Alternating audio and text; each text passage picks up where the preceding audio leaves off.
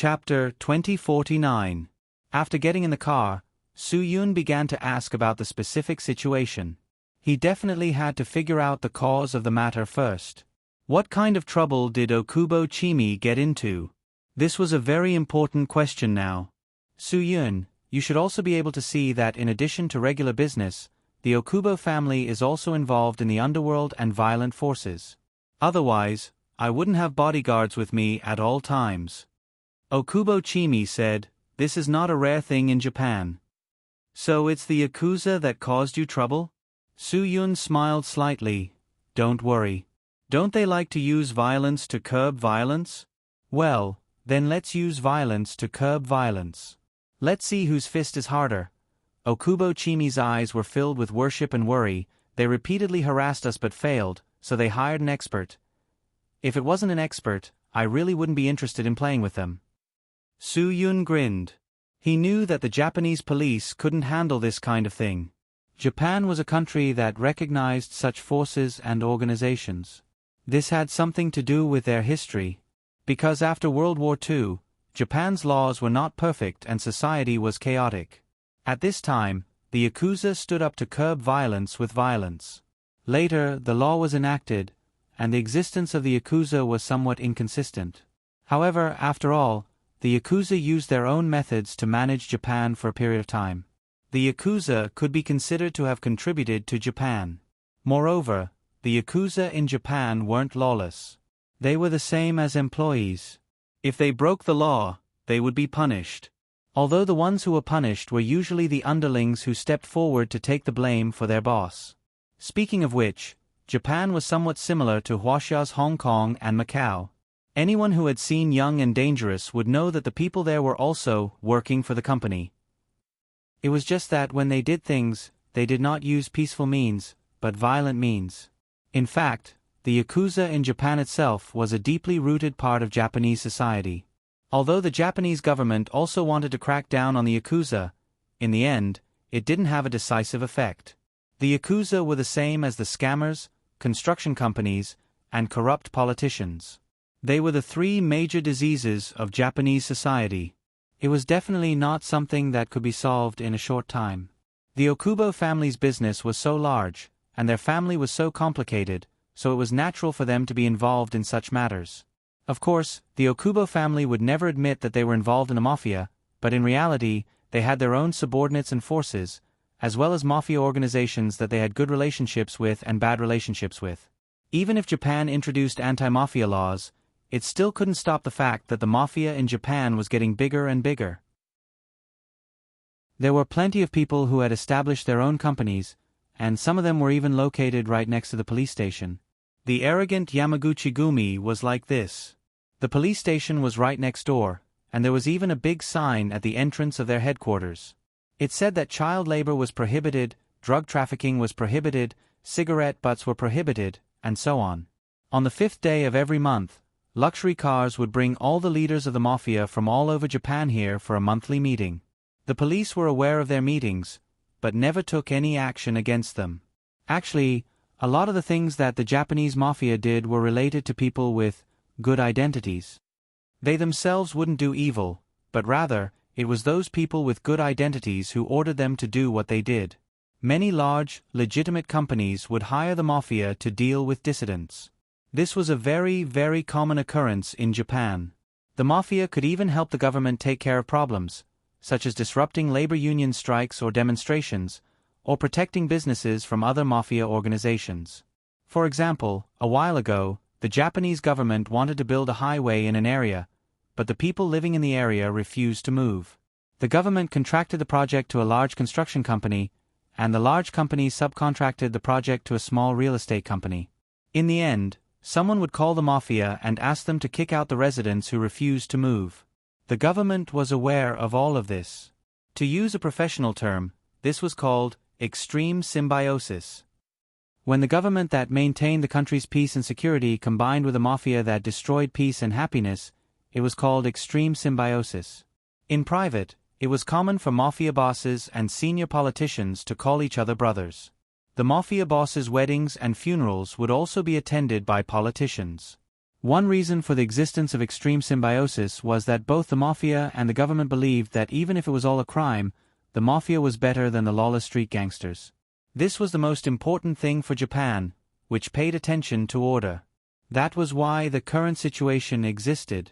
What was the reason for the trouble? Soo-yoon asked again. To put it bluntly, it was because of the politician's family. Some time ago, Abe said some shocking words at the internal courtship meeting of the reporters. He said some particularly troublesome words, such as the security bill was aimed at the Hua-Xia in the South China Sea. He also admitted that he was indeed planning a war with the Hua-Xia. He also said that he would work with the U.S. Imperial Army to defeat the Hua-Xia in the South China Sea. Okubo Chiyomi shook her head helplessly. Later, the Prime Minister's official residence repeatedly threatened the media not to disclose what he said to the public. But in the end, it couldn't be hidden. Soo-yoon really didn't know how much this little Abe drank. How drunk was he to say this? Otherwise, who gave him the courage to say these words? Could it be the legendary hero of Japan, Ultraman? What the F***ck? Soo-yoon really wanted to go to little Abe and give him 2 big slaps to see what kind of shocking words he could say.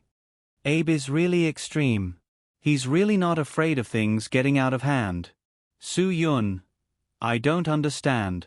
The U.S. Imperial Army clearly treats him as a dog planted in the East, but he treats himself as a good friend of the U.S. Imperial Army and barks all day long.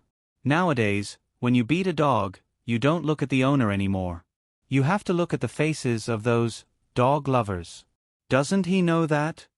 Okubo Kiyomi's expression was very helpless. She didn't seem to be in the mood to joke with Soo-yoon. After I learned of his remarks, someone raised this issue at a press conference. I expressed my opposition to this concept. As a result, a bridge project in the southern part of the district was under pressure from all sides. This matter was also a headache for Okubo Chiyomi. The bridge project was an agreement between her and the government. If the project couldn't be handed over on time, she would pay the government liquidated damages more than the project cost. After all, the Okubo family was a big family. No Yakuza dared to make trouble. Even if there was, everyone could have a meal together and talk it out. It could be settled with some money.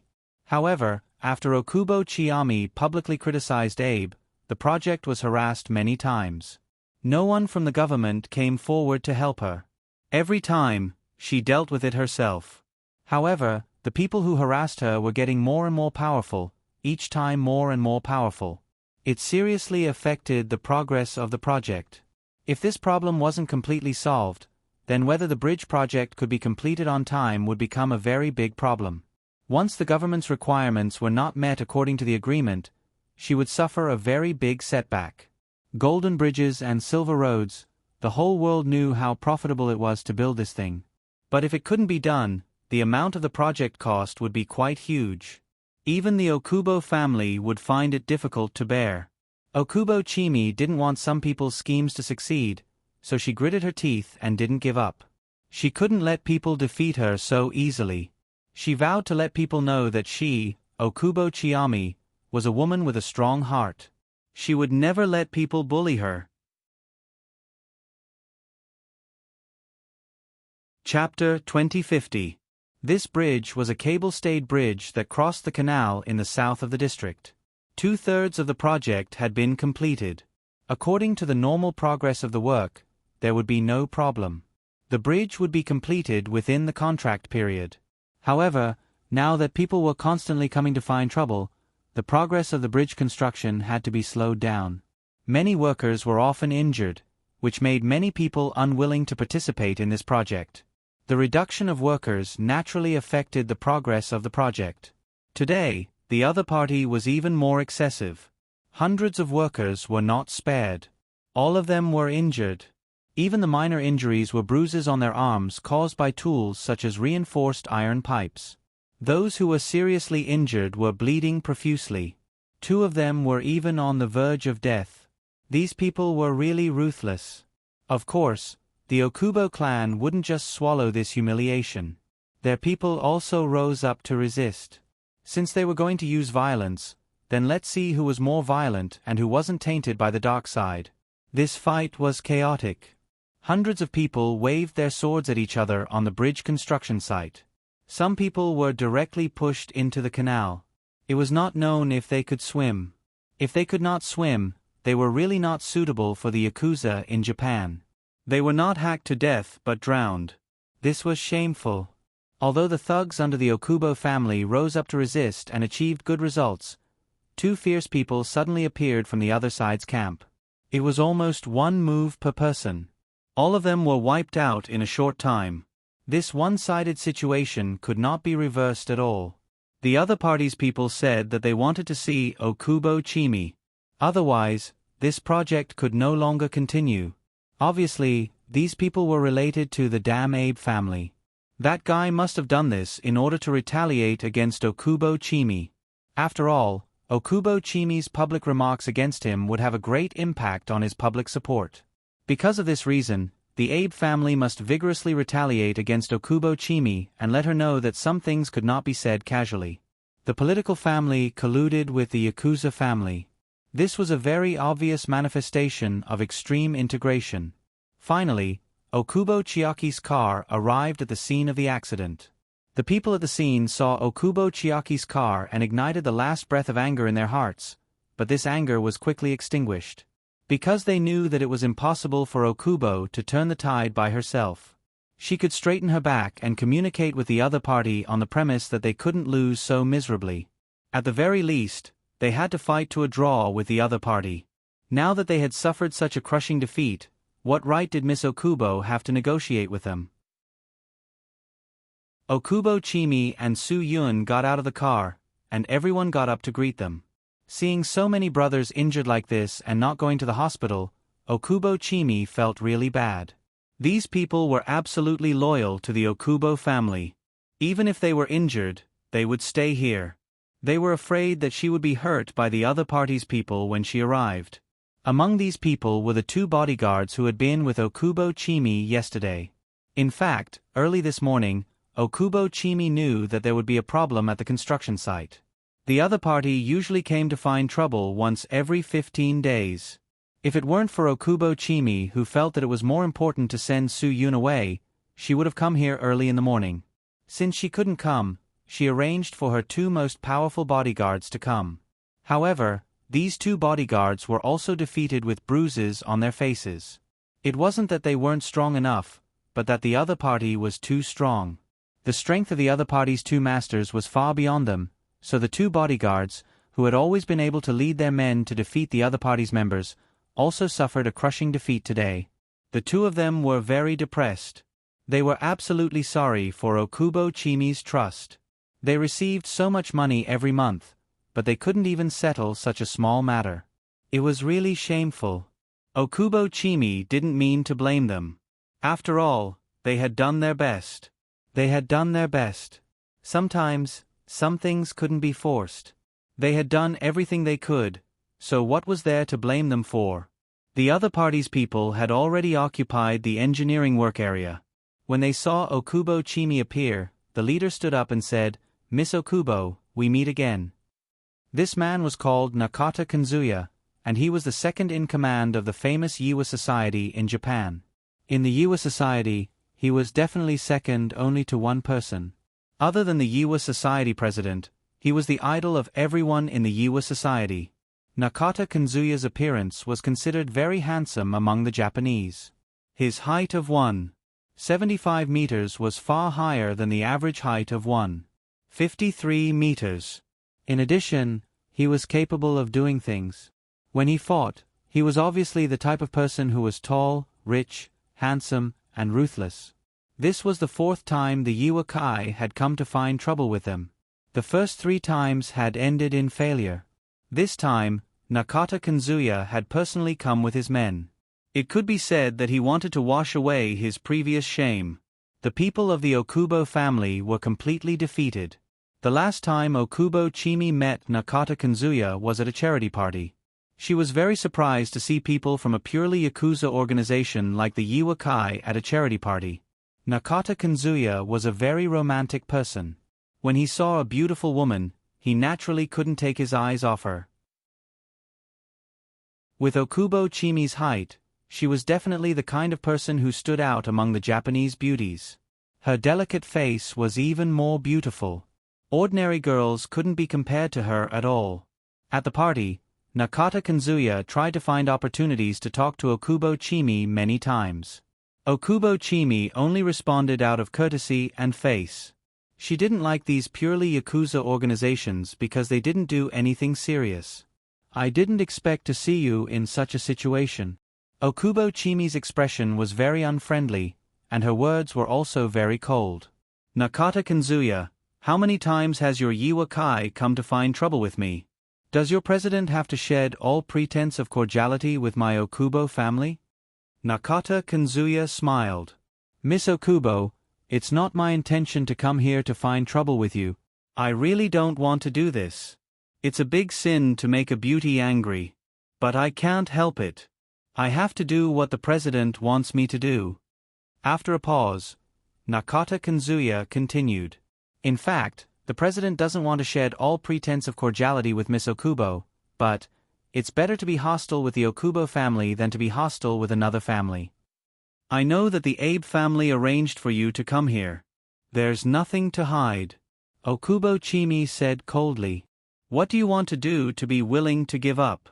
Nakata Kanzuya smiled bitterly. If you can have dinner with me, I'll let go of everything.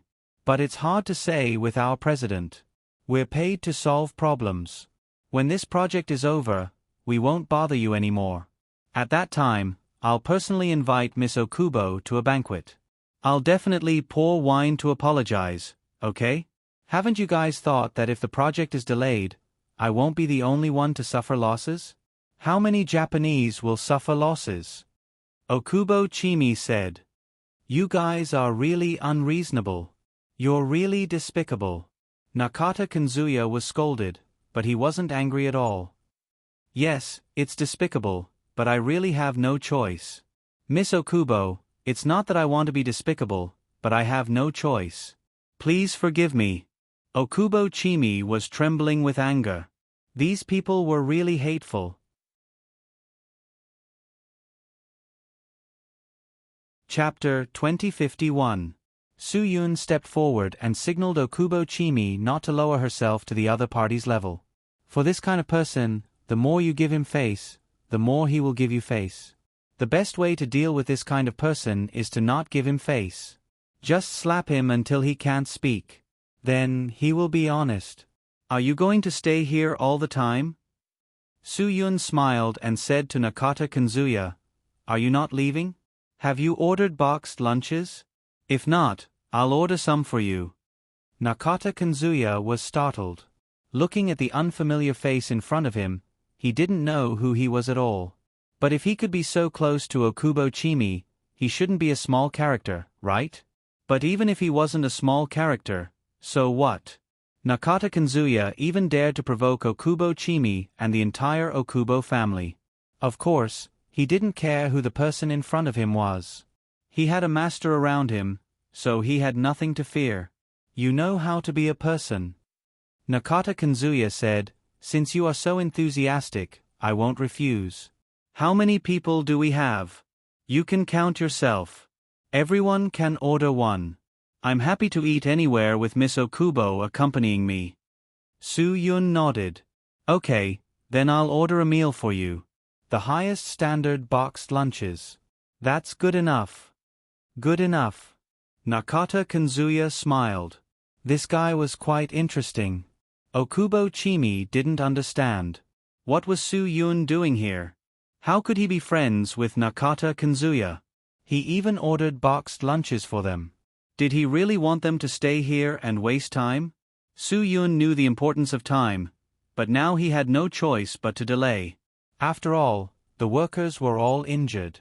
If he wanted to find people at the last minute, he had to completely convince these people. Otherwise, the people who came would still be harassed by these people. So what Su-yun had to do was to completely convince them. My boxed lunches are a bit expensive. I don't know if you can afford it? Su-yun also smiled at Nakata Kanzuya. Nakata Kanzuya was stunned. Was this guy a boxed lunchbox salesman? Charge. Humph, what kind of joke is this? Don't you know that they are a mafia-like organization? Charging them is just asking for trouble. Really? Then I'll let my men tell you. You should consider whether we can afford it." Nakata Kanzuya gave his men a look. The men beside him immediately understood Nakata Kanzuya's intention and walked towards Su-yun. As long as they gave him a lesson, he would know if they could handle it. When this person walked in front of Su-yun and didn't have time to make a move, Su-yun unexpectedly made the first move. Su-yun suddenly raised his knee and struck the man's lower abdomen. When the man bent over in pain, Su-yun locked the man's arms behind his back. With two cruel cracking sounds, Su-yun directly tied the man's hands behind his back. This move, this strength, this brutality. In an instant, the whole scene was shocked by Su-yun and completely quiet. Even Nakata Kanzuya was stunned. If the cigarette in his hand hadn't burned his fingers, he wouldn't have reacted so quickly. "This is a chicken wing set. Look, how is it? It's pretty good, right?" Su-yun was very satisfied with his work, but the guy whose arms were broken was in unbearable pain. The intense pain almost suffocated him, and when he was finally able to make a sound, that extremely tragic cry of pain directly penetrated the most terrifying part of everyone's heart. Okubo Chiyami was also surprised and couldn't say a word.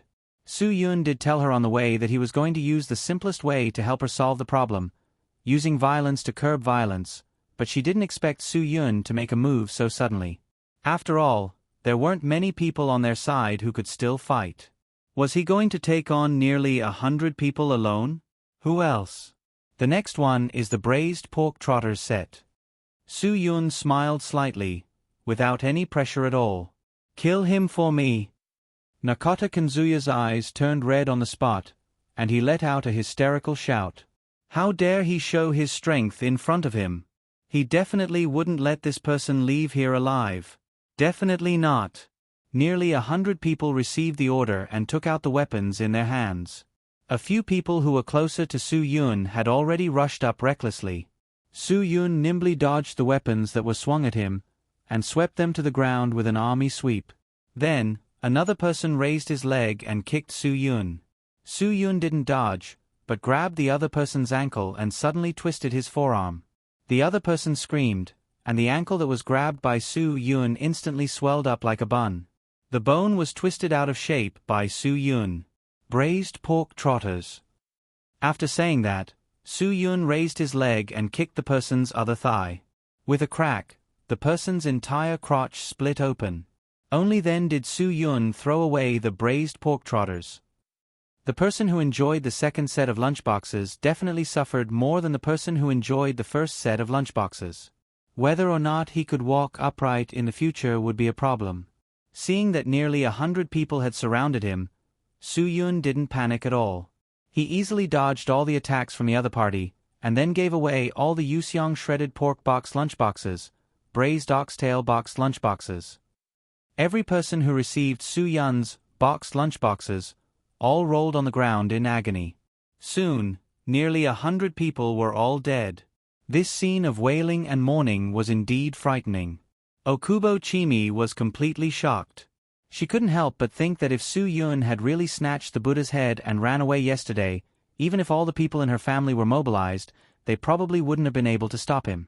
The two bodyguards beside Okubo Chimi had always thought that they were very good at fighting. They could be considered to be almost invincible in Japan, but they were completely convinced. Seeing that there were only 5 people left standing out of nearly 100 people, the courage of the 5 people was completely shattered by Su-yun. Their legs and stomachs were weak. How were they supposed to fight? The other party was simply a pervert. The people who were beaten up had fractures. For example, the braised fish box lunchboxes were directly in shock. It was unknown whether they were dead or alive. Nakata Kanzuya's jaw couldn't close at all. Was he possessed by Ultraman? One move, one person. Although it was a very simple move, every move could make 2 or even 3 to 5 of his subordinates lie down in front of him. These people were the best fighters he had carefully selected under his command. And they were all defeated by the other party alone.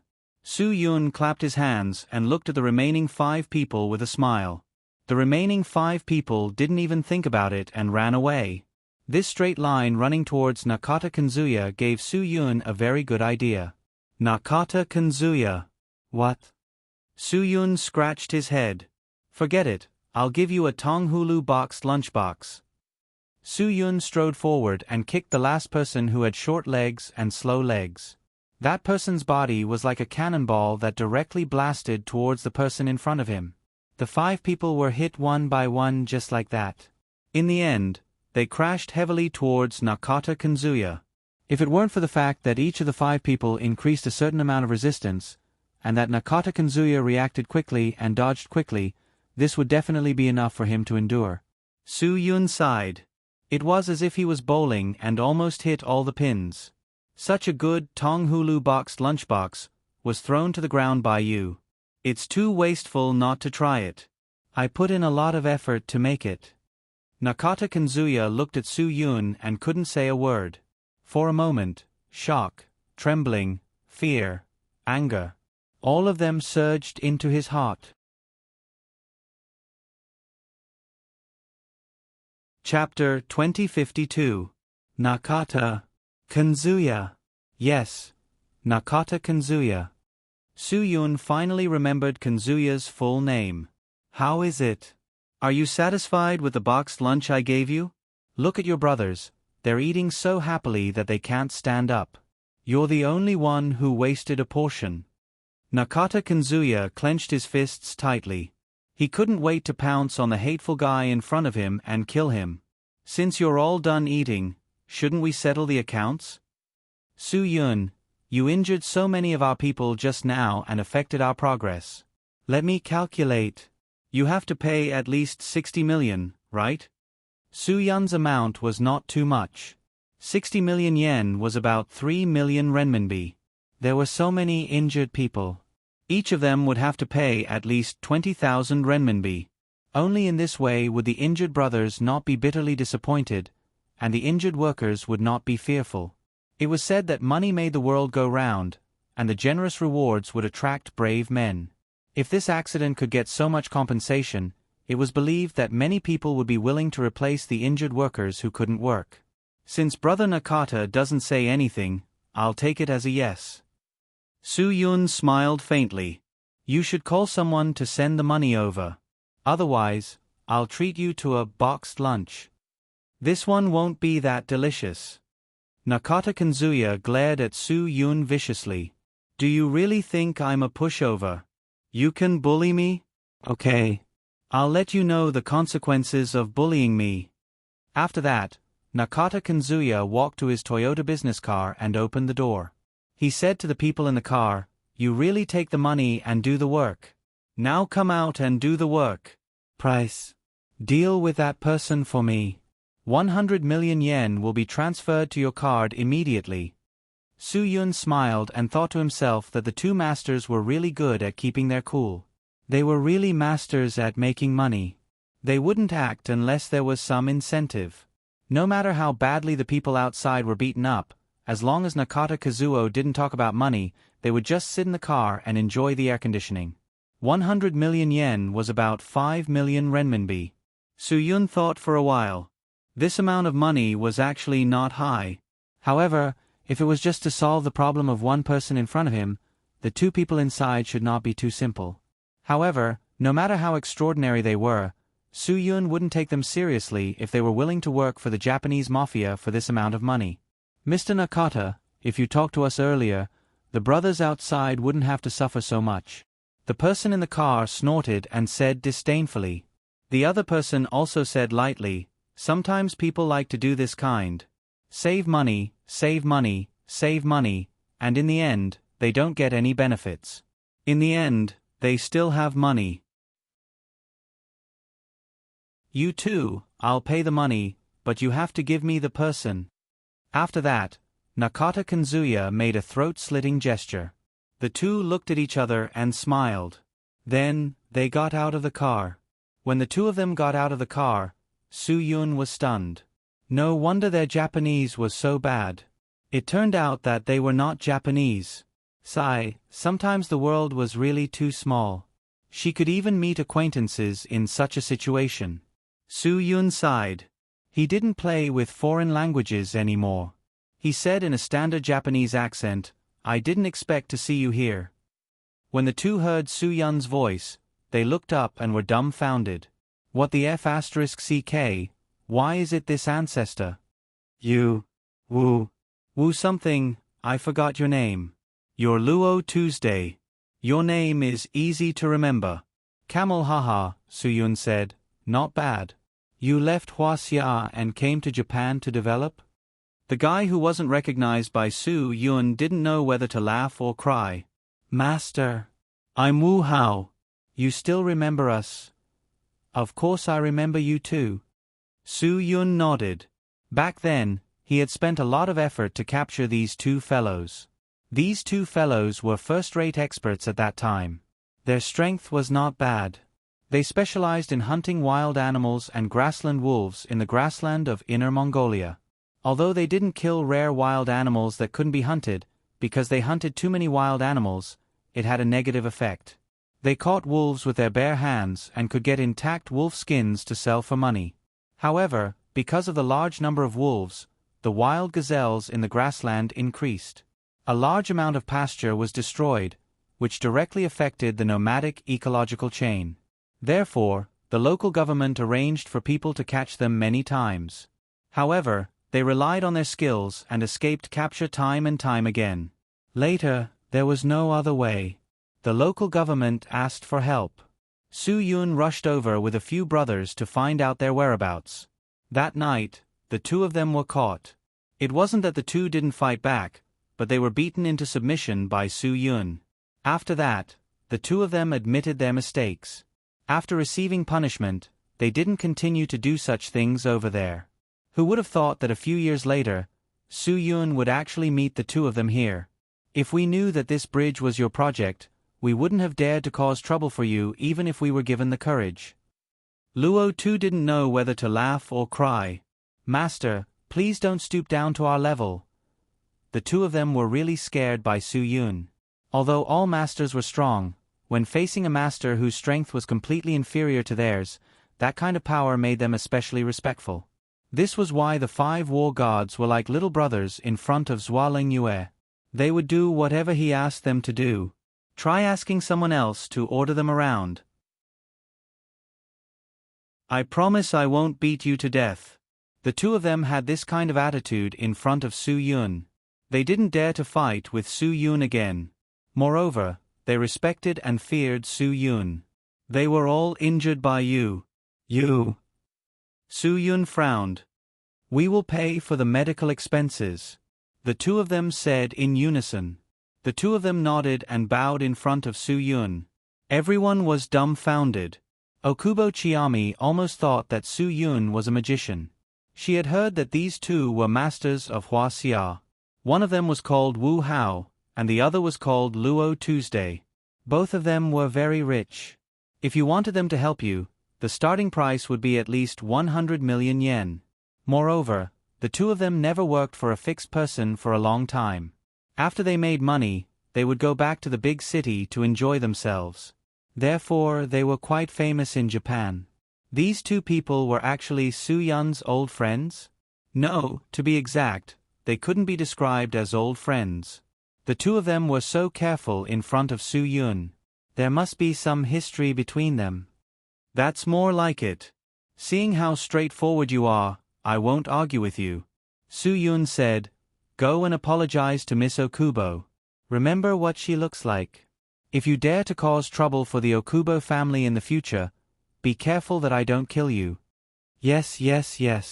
We won't do it again. We didn't know. If we knew, we wouldn't have come.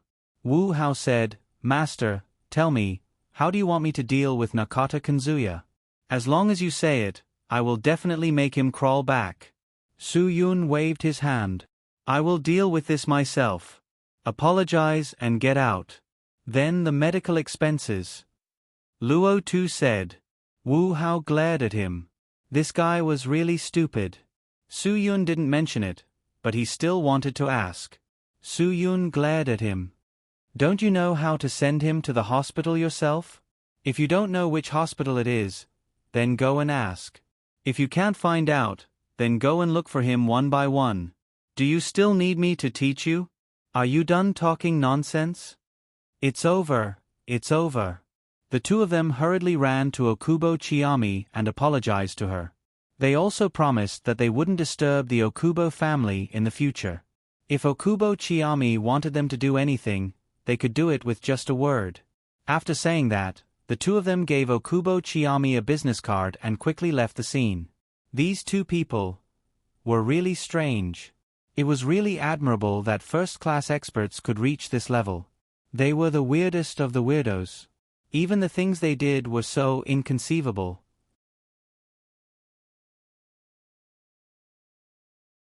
Chapter 2053. It's all settled. Su-yun smiled at Nakata Kanzuya. Shouldn't we settle the bill now? Nakata Kanzuya didn't understand what was going on at all. He didn't understand Chinese. He didn't know what the two people communicated with Su-yun just now. He only knew that he saw the two people being respectful to Su-yun and bowing sincerely to apologize to Okubo Chimi. Was 100 million not tempting enough? Bastard! Nakata Kanzuya almost gritted his teeth. Why couldn't the two bastards withstand such a little pressure? Wasn't the other party just one person? Was he so terrifying? Soon, Nakata Kanzuya realized what terror was. When Su-yun approached him step by step, he could feel the pressure in his breath, which made Nakata Kanzuya completely fall into a kind of horror. That invisible pressure was like a pair of strong and powerful hands, firmly choking his neck, making it difficult for him to even breathe. This was a real master. He didn't need to make a move at all. Just a look was enough to make Nakata Kanzuya, who was usually fearless, unable to even speak. The money for the lunchbox, on average, is nearly 100 servings for each person. Su-yun, how about I cut a piece of your flesh for each less serving? Do you want to be dismembered, or do you want to pay? I'm not joking with you. You heard it just now. I'm a Hua Xia person, not a Dongying person. If I kill you, I can leave immediately. There won't be any trouble at all. Under this kind of creepy horror, Nakata Kanzuya finally chose to compromise. He really had no way to compete with the person in front of him. The courage he had before disappeared with the two unreliable masters. The troublesome matter that Okubo Chimi thought was completely impossible to solve was easily solved by Su-yun. Su-yun just sweated and solved all these people. Nakata Kanzuya said that he didn't have that much money on him. The cash in his car was not even 1/3. Su-yun quickly pulled off a jade pendant on Nakata Kanzuya's neck. With this quality, tsk, red was jade, green was jade. This jade was a combination of jade and green. It was obviously a high-quality gem. The more delicate the green, the more valuable it was. The brighter the red, the more expensive it was. This jade's delicate green and bright red had reached a very high quality. Moreover, this jade itself was rich in chromium and had formed an ice seed. It was definitely a priceless and rare gem. With this uniform color, it could be sold for a pretty good price. This thing should be worth some money. Su-yun smiled. That's enough to pawn off 2 or 3 lunchboxes. Do you have anything valuable on you? Is this Omega of yours genuine or fake goods bought on WeChat? I'll give you 3 boxes of food if it's genuine. Hurry up, get your people to raise money for you. If it's not enough, call someone to send it over. Nakata Kanzuya was dumbfounded. That jade was very important to him. I beg you to return the jade to me. I'll call someone to send the money right away. You can't take the jade away. Is it that important? Su-yun nodded. Perhaps this thing had a special meaning to him. Well, no matter how good the jade was, it was worth at most 1 million yen. It was more appropriate to let him raise enough money and bring it over. Okubo Chimi finally came forward. Su-yun, that's enough. Don't make it difficult for him. Nakata Kanzuya was startled. Miss Okubo was said to be kind-hearted. He really didn't expect that she would be soft-hearted to someone who had caused her trouble. That's enough? Soo-yoon was also a little surprised. He injured so many people and delayed the project for so long. It's not right if he doesn't pay some money. It's not right, but I think everyone should be given a chance. Okubo Chimi said lightly. Nakata Kanzuya, I don't think you're pitiful at all. I don't have any intention of pitying you.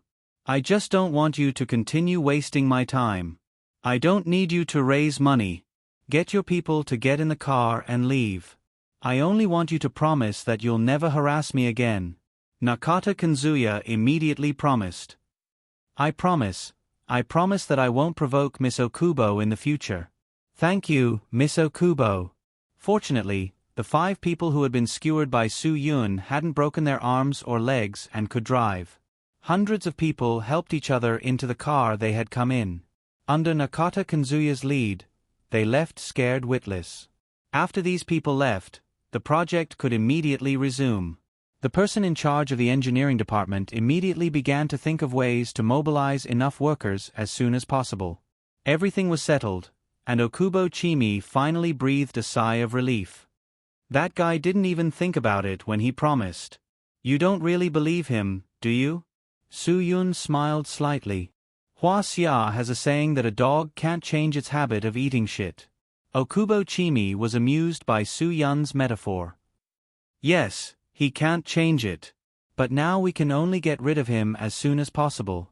Otherwise, if he sends people to send money, the Righteous Peace Society won't let this matter end so easily. They'll immediately arrange for people to come again. Then we won't be able to start work smoothly. Thinking of this, Okubo Chimi also had a headache. There's no other way. We can only calm things down first and let the project continue. I believe they won't provoke us again in a short period of time. Soo-yoon nodded. Okubo Chimi's considerations were right. This was indeed the case. If you want to be carefree in the future, I think you should completely make them not dare to provoke you again. Soo-yoon, if it doesn't work, you can make an appointment with the real boss of the Righteous Peace Society. I'll meet with him and try my best to completely solve your worries. Okubo Chimi looked at Soo-yoon gratefully. It's not that simple. After all, this isn't a conflict between me and them. It involves political families. But thank you for thinking this way for me. You're being polite? You helped me transport the Buddha's head back to China. If I don't even help you solve this, I really won't have the face to go back. Soo-yoon. Anyway, the ship has already set sail. It doesn't matter if I can't go back for a while. Lin-gu is protecting the thing. Give me some time. Maybe I can really help you. Okubo Chimi didn't answer Soo-yoon directly. Let's wait for 2 days and see how they react. Right now, I'm in a very good mood. I don't want to be disturbed by what happened just now. Can you accompany me home for lunch? I'll personally make you my best octopus. What the hell is octopus? Soo-yoon was stunned. It can't be barbecue, right? It's octopus ball. Okubo Chimi smiled. Let's go. I'm getting hungry. You sweated so much just now. You should hurry back and take a shower. That's true. Soo-yoon nodded. Such an activity in the summer really made him feel uncomfortable all over. After going back, you take a shower and I'll cook. It's decided. Okubo Chimi narrowed her eyes and smiled. In fact, the faint smell of sweat on Soo-yoon's body was very manly. She didn't think it smelled bad at all. On the contrary, Soo-yoon was embarrassed to get in her car.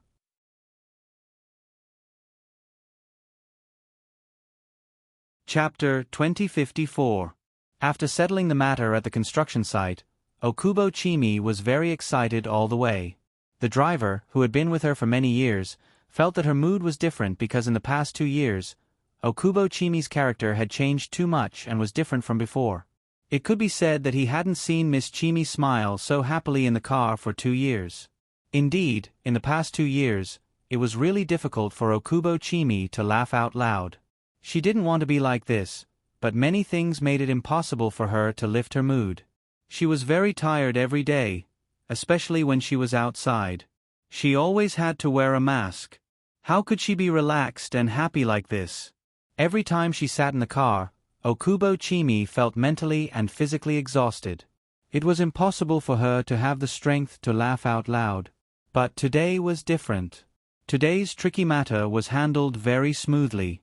Okubo Chimi didn't have to do anything. She just needed to stand behind Su-Yun like a little woman and enjoy the protection that Su-Yun brought to her. This was enough. It was enough for her to be carefree. In fact, many things are not so troublesome to solve. Su-Yun smiled slightly. If you encounter a shameless person, you can compete with him. If you encounter a hard one, you can play with him. There is always a way to suppress the other party. As long as you suppress the other party, you win. Okubo Chimi looked at Su-Yun with worshipful eyes and nodded frequently. But today, it was Su-Yun who came. If it were anyone else, those two weirdos would definitely fight to the death for 100 million yen. If they really had the ability, it would be fine. If they could beat those two people, if they didn't have the ability, they would definitely be beaten. It's good to have you. Okubo Chimi's words came from the bottom of her heart. She didn't know why she said such a sentence. Su-Yun laughed twice. The perfume in your car is good. It covers up the smell of my sweat. I like the smell of your sweat, and I also like the way you look when you sweat. Okubo said bluntly, I think a man who sweats is the most handsome. Then you should really go to the United States to watch live NBA games. Every single one of them is drenched in sweat. Su-Yun joked, then wouldn't you be smitten? Chiaki Okubo shook her head vigorously. Those people aren't as good looking as you, and I don't like black people. I don't mean to be racist. I just think that if I really like black people, then I'll give birth to a black baby. Phew, the baby will still be white and chubby and cute. Black babies can be cute too. Su-Yun smiled. But it's better to be whiter. As the saying goes, whiter skin can cover up 100 ugliness. Then am I not ugly at all? Okubo hadn't talked to a man like this for a long time, and the atmosphere in the car was so harmonious. Well, it's not ugly at all. Su-Yun nodded. Okubo laughed like a child. That's because I'm also quite white. It covers up my ugliness, ha ha ha. In this atmosphere, it was difficult for anyone not to laugh. Su-Yun also laughed. Yes, it's not ugly at all. He was telling the truth. Even if you're black, you're still a black beauty. Your beauty will definitely suppress any black. I really didn't realize that you were a man who knew how to sweet talk. Okubo Chiaki said, it seems that you still know how to make a girl happy. Do you have a girlfriend? Speaking of this, Okubo Chiaki was stunned for a moment, but she quickly recovered. My question is so silly. You're such an excellent man, so you must have a girlfriend. She must be very happy. Su-Yun didn't know how to continue this topic. The originally cheerful atmosphere seemed to be a little awkward. He could feel Okubo Chiaki's feelings for him. Because while he helped her solve this problem, he gave her too many beautiful feelings. Solving the problem wasn't the fundamental reason. The fundamental reason was that Okubo Chiaki needed this beautiful feeling too much. But Su-Yun couldn't ignore Okubo Chiaki's troubles in order to prevent her from having such feelings for him. If he did, he would really feel guilty. Fortunately, the driver turned on the music at the right time and played a cheerful song. He said, Miss Okubo, I haven't seen you smile like this in a long time. When you were still in school, I was your driver. When you got in the car, you would let me play this song. After I bought this car, I prepared this song, but you never let me play the music again. This is the first time this car's horn has played its role. The driver's words made Okubo Chiaki smile. Yes, it's really been a long time since I heard this song. Su-Yun, this is my favorite song. Is it good? Okubo Chiaki said. It's good. Su-Yun nodded. This topic changed at the right time. He was really grateful to this driver. Okubo Chiaki hummed along with the music. In the past, I would listen to this song when I was happy, and I would listen to this song when I was unhappy. Every time I listened to this song, I would feel very comfortable and happy all over. To be honest, the lyrics of this song were ordinary, but the rhythm was very comfortable, giving people a kind of spiritual massage. Music is a person's good friend. This is why many people can have nothing, but can't have music. In the car surrounded by the song, the two returned home in a happy mood. After Okubo Chiaki got out of the car, she felt refreshed. She hadn't been so relaxed in a long time. She decided to cook, making her best octopus. She believed that the whole kitchen would be shocked. Since Okubo Chiaki's parents died, she hadn't been in the kitchen again. Because no one was worthy of her going to the kitchen. You go take a shower. The delicious food will be waiting for you on the plate. Okubo Chiaki smiled. Soo-yoon nodded and finally had to say embarrassedly, "It's just that there was no bathroom in the guest room yesterday." Okubo Chiaki pointed to her temple. "Why did you suddenly become stupid? I didn't ask you to go to the guest room. The guest room has been cleaned up. You go to my room first and take a shower in my bathroom. If you feel too tired from the activity just now, you can also go to the hot spring for a while." Soo-yoon was really flattered. This was really not a treatment that ordinary people could have. There's no drug in the room, right? Buddha's head is on board, and there's nothing valuable in my room. Okubo Chiaki said, "Do you think I will still use drug?" "This is what you said. If I really faint in your room later, you will be responsible for me." Soo-yoon smiled. "Thank you first. Thank you for your bathroom." Okubo Chiaki pursed her lips and said, "Go. If you really faint, I promise I won't bring people to watch you." Once a woman was cute, she was more likable than when she was serious. She believed that no man would want to play with a woman who always treated him with respect and was serious in everything she did, right? Of course, it was better to choose a girl who was lively and cute and could talk about anything. That would make the mood more pleasant.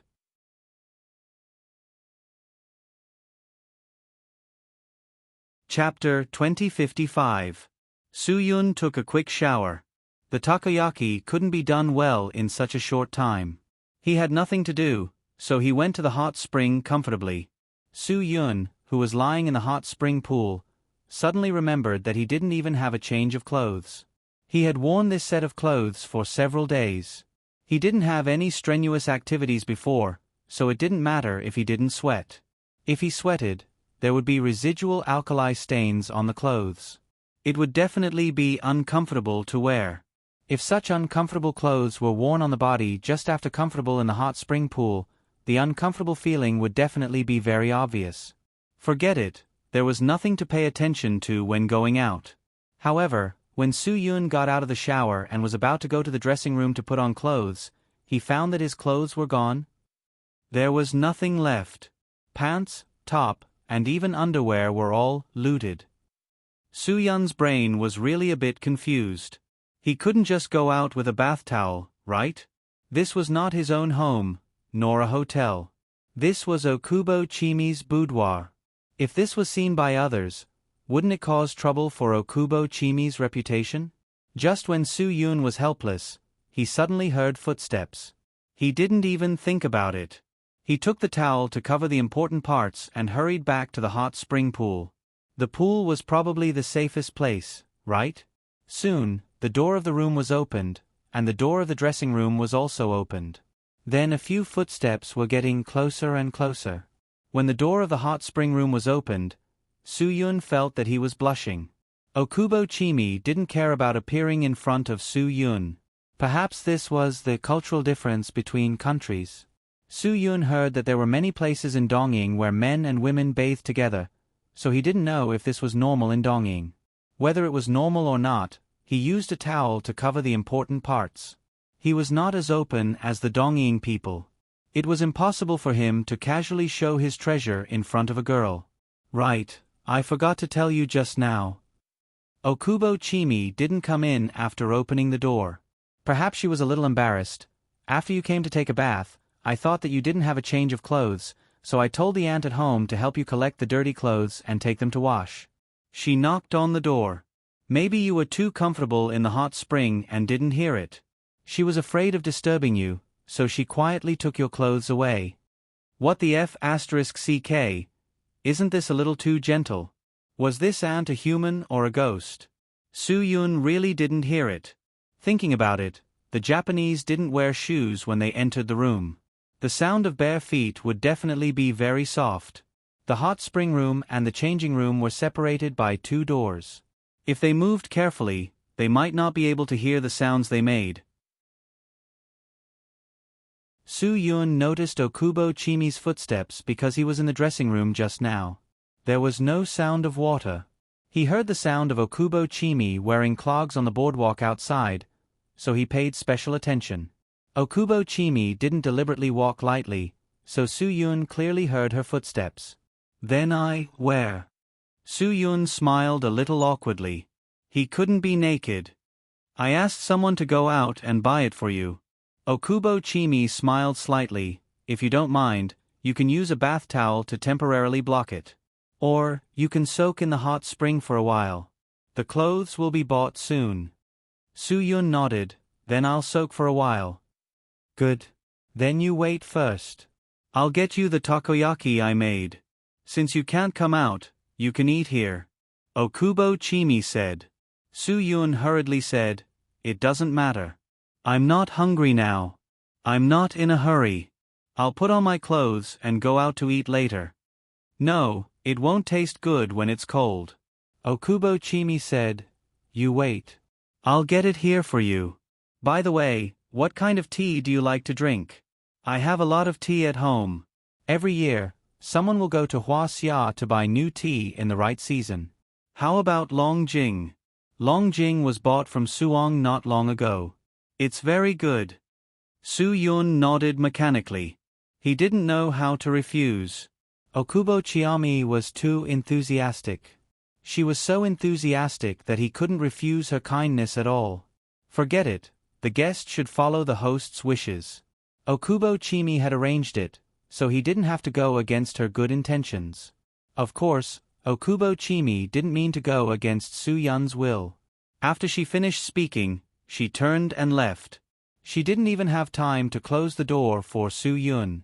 Soo-yoon didn't know whether to laugh or cry. How timely must this octopus be eaten?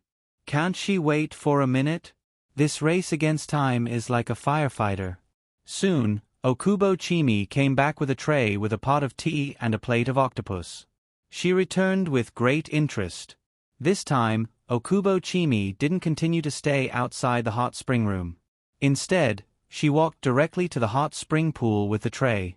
Soo-yoon's nervous legs couldn't help but clench. Oh my God, isn't this too exciting? My brother, who can save me? Let Okubo Chimi pay attention to the cultural differences between the 2 countries.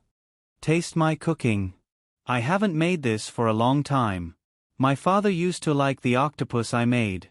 Okubo Chimi seemed to have a father complex, and Soo-yoon gave her a lot of feelings that her father used to give her, a sense of security. Perhaps because of this, Okubo Chimi didn't mind personally coming to deliver food to Soo-yoon, who was naked, because she wasn't afraid that Soo-yoon would do anything to her. Soo-yoon gave her a sense of security, very, very security. She wasn't worried at all that Soo-yoon would do something out of line, so she didn't mind. And this tea, I made it myself. Okubo Chimi smiled. In fact, my tea ceremony is very bad. You can make do with it. Octopus yaki and Longjing tea. She almost fed Soo-yoon with her own hands. Soo-yoon had nothing to say. This life was too enjoyable. It was simply the life of an emperor.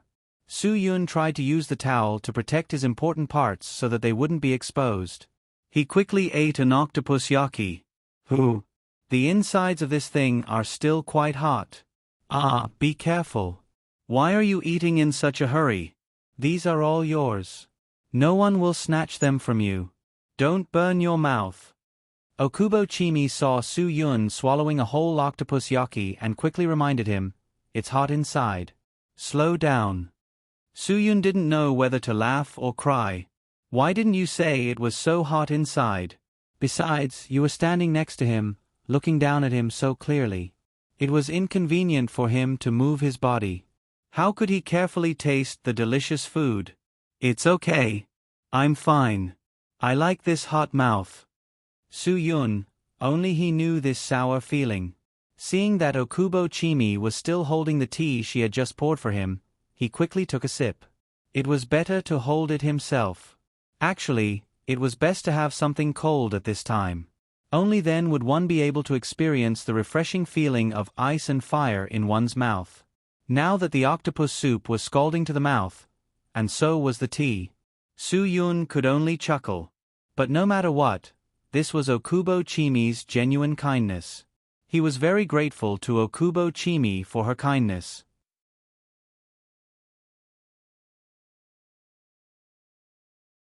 Chapter 2056. After Su-yun enjoyed the afternoon tea full of love, Okubo Chiaki's people finally bought the clothes, which fit him very well. He didn't know whether to admire the designer of this big brand, or to say that Su-yun's figure was standard, a typical clothes hanger.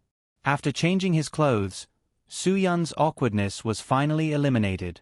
At this time, the kitchen also prepared lunch, and Okubo Chiaki hurriedly pulled Su-yun to eat. She knew that Su-yun must be hungry, otherwise, he wouldn't be so anxious to eat the takoyaki, and wouldn't burn his mouth. However, after Okubo Chiaki brought Su-yun to the dining room, the joy on her face instantly disappeared. Because her peers, who never eat lunch at home, were actually present today. Okubo Arichi, the eldest brother of their generation, third brother Okubo Kawata, fourth sister Okubo Una, and sixth brother Okubo Mizuki. Except for the second brother Okubo Arichi, the others were all present. Yes, Okubo Chiaki was ranked fifth in their generation. In fact, their age difference was not much. Even the eldest brother, Okubo Arichi, and the sixth brother, Okubo Mizuki, were only 6 years apart, and Okubo Mizuki was only born a few days later than Okubo Chiaki. After seeing her brother and sister, Okubo Chimi knew that something bad would happen to them. "Why are you here?" Okubo Chiaki asked stiffly without any greetings or blessings. Okubo Arichi was slightly startled, ignored Chiaki's words, and continued to enjoy the delicious food in front of him. You know, these delicious food were prepared by Okubo Chiaki for Su-yun. Now that she saw several people eat it, it really made Okubo Chiaki particularly unhappy. "Sister, this is my home, why can't I come?" Okubo Mizuki said carelessly, "Are you going to drive your brother out of the house?" "I'm going home, sister, you know, I'm not here as a guest." "Do I need to ask you for instructions?" Facing Okubo Mizuki's straightforward provocation, Okubo Chiaki didn't answer. She tried to restrain her emotions that were about to explode. "You still know that you have a home. How long have you not been back? Do you still remember? How long has it been since I last came back?" "This is still my home," Okubo Mizuki said disapprovingly. "As long as I'm alive, I can come back." Una Okubo also chimed in, "Yes, no matter how long we haven't been back, this is our home. We don't need to tell anyone when we want to come back. Chiami, you're Miss Okubo in front of others, but don't put on such airs in front of us, okay?" "Sis, that's not what I meant," Okubo Chimi said. "What does that mean?" Okubo Kawata also spoke. It could be seen that they were all against Chiami. Obviously, Chiami was the most outstanding young person in the Okubo family. She was in charge of everything in the family. Although none of them admitted that she was the absolute ruler of the family, outsiders thought so. Okubo Kawata threw away the cutlery in his hand. "Senmei, shouldn't you explain? Second brother actually injured his foot in his own home. He might be crippled in the future." Okubo Chimi took a deep breath. "That's his own trouble. Do you want me to take responsibility for injuring his own foot? Second brother is an adult. He has his own ability to control himself, and he also has his own responsibility and obligation." "So you mean this has nothing to do with you?" Okubo Kawata had always been like this. He spoke very bluntly. "Do you want to injure your third brother and send him to the hospital now? Ridiculous." Okubo Chimi had nothing to say to unreasonable people. "Enough." Okubo Arichi suddenly roared. We're all brothers and sisters, but you all speak as if you've eaten gunpowder. Won't outsiders see our Okubo family as a joke? Okubo Arichi didn't seem to be hostile to Chiami, but he put all the contradictions on Su-yun. Yes, he wanted to hear how Chiami explained the appearance of this man. Brother, I understand what you mean. Okubo Chimi knew her brother's thoughts too well. I'll introduce him to you now. He's Su-yun. Just 2 hours ago, our Southern District's cable-stayed bridge project was attacked by Nakata Kanzuya of the Weihei. While speaking, Okubo Chimi grabbed Su-yun's arm. When Nakata Kanzuya and the Weihei harassed our project, where were you? So many people were injured, and the project was stopped. Where were you? It was Su-yun who turned the tide and solved the problem. So I want to invite my hero, the benefactor of the Okubo family, to my home for dinner. Is that wrong? No one said you were wrong. Okubo Arichi said lightly. I just said not to quarrel in front of outsiders. Sister, don't say that as if the trouble caused by the project has anything to do with us. Okubo Mizuki said disdainfully. If it weren't for your nonsense and offending people, the Weihei wouldn't have casually provoked us. Don't you think the responsibility is on you? Okubo Mauna looked up and down at Su-yun with a smile on her face. She looked very interested. Chiami, if you invite a male friend to your home for dinner, sister won't say anything. But you invited him to your room to take a bath. This matter is somewhat damaging to the family's reputation, isn't it? I think we should eat lunch with our own family. With an outsider here, it's inconvenient to say a lot of things. Okubo Kawata took the opportunity to oppose Su-yun. If I were an outsider, I would definitely not participate in other people's family dinner. Who doesn't understand this little bit of courtesy? Several people talked back and forth, not giving Okubo Chimi a chance to refute. Okubo Chimi was really fed up. She admitted that the trouble caused by the Weihei was caused by her, but many times, the trouble caused by Okubo Mizuki outside was also solved by her. As for the fourth sister, Okubo Mauna's words, she was even more angry. Okubo Mauna was drunk a year ago and brought 3 men home to fool around in her room for a night. Her crazy wailing and howling was really heard by everyone. Okubo Kawata was even more hateful. When he said these words, did he not think that if it wasn't for Su-yun's help, the Okubo family would be in a very big trouble? These people really didn't have a normal mentality at all. There was only one thought in their minds, which was to use words that were vicious enough to provoke you. Okubo took a deep breath, and suddenly shouted, "That's enough. All of you, shut up." This was definitely the first time she used such a voice to scold them.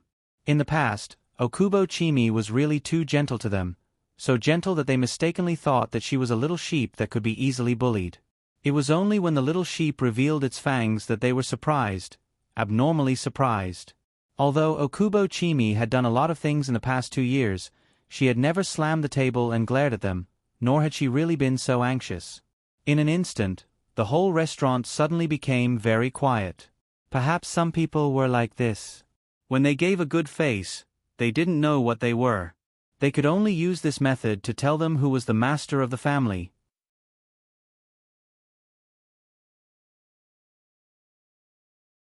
Chapter 2057. The silence in the dining room made everyone feel strongly uncomfortable for a while, and all the servants evacuated. After the door was closed, only their family members were left in the room. Yes, there was an outsider, Su-yun. It was reasonable to say that Su-yun should go out now. This was other people's family matter, and it was unreasonable for him to participate as an outsider. But in such a situation, Su-yun couldn't leave. He didn't want to let Okubo Chiami face the accusations of other siblings alone. At this time, she needed someone to rely on, and even if Su-yun didn't say anything, just standing here made her feel that she could rely on him. Although this seemed to be a little awkward for Su-yun, it was still a little awkward. Brother, I just want to ask you one thing. Why did you come here today? Okubo Chiami tried to calm herself down as much as possible. In fact, her brothers and sisters also knew that the entire Okubo family was now led by Chiami. If they really annoyed Chiami, it wouldn't be a good thing. It's just that Chiami was too kind to them on ordinary days, so they were used to showing off in front of her. What have you done for the family over the years? You know it in your heart. Okubo Chiami continued, if there's nothing, you wouldn't come here at all. You only like to live your decadent and luxurious life, and you don't think about the family matters at all. Say it, why? Now that Chiami had made things clear, everyone's face showed a different expression. Okubo Mizuki was the first to speak. Okay, no one will say it, I'll say it, I'm the youngest, even if I said something wrong, I believe that everyone can forgive me. Her voice fell, Okubo Mizuki stood up, Sister Chiami, what is the identity of this Hua Xia? We all heard that you bought a golden Buddha's head from a cultural relic intermediary called Black Crow at a high price. And this Buddha's head, you want to give it to this Hua Xia. After that, he added, we also heard that second brother was injured yesterday because of this Buddha's head. And the injury is very serious, the whole left foot is comminuted, and it's not sure if he can be like a normal person in the future. As a younger brother, I have the right to care about my second brother, and I also have the right to know. If you really care about your second brother, then you should go to the hospital to see him and find out why he was injured. Okubo Chiami said coldly, don't tell me this kind of lie, I know what you're thinking. You haven't even been to the hospital, have you? Okubo Mizuki, she couldn't refute. She could only sit down and say, I know this shows that I care, it's better than not knowing. Mona Okubo glared at Mizuki. Pay attention to what you say. Don't think that you're better than me just because you told me something. Chiami, Chiami, Chiami Chiami, Chiami Chiami. Chiami. It turned out that the rest of them weren't as harmonious as he thought, but for the sake of temporary interests, they wanted to join forces to deal with Chiami. If it weren't for this, they would probably go their own way on weekdays, and no one would pay attention to each other. Shut up, both of you. Okubo Chiami said coldly. He didn't want to see them quarrel in the blink of an eye. Chiami Okubo looked at Okubo Chiami. Brother, you're the oldest among us. Why did you come here? I just want to hear it from you. I don't want to hear other people's nonsense. Who are you talking about? Okubo Chiami glared at her. Don't pour dirty water on our heads. You're the one who's not kind. Well, since you want to listen to me, then I'll say it. Okubo Chiami cleared his throat. We've heard about the Buddha's head, and they mentioned it to you just now. I heard that you spent more than 6 billion yen on this Buddha's head. Is that right? Chiami Okubo didn't deny it. She nodded, this was a fact. Yes, that's right. I spent it. Okubo Chiami frowned. More than 6 billion yen, this isn't a small number for our family, right? How many large enterprises in Japan can't reach this number in a year? Yes, many enterprises can't reach this number in a year. Many enterprises under our Okubo family combined can only reach this income. Chiami Okubo not only admitted, but also added.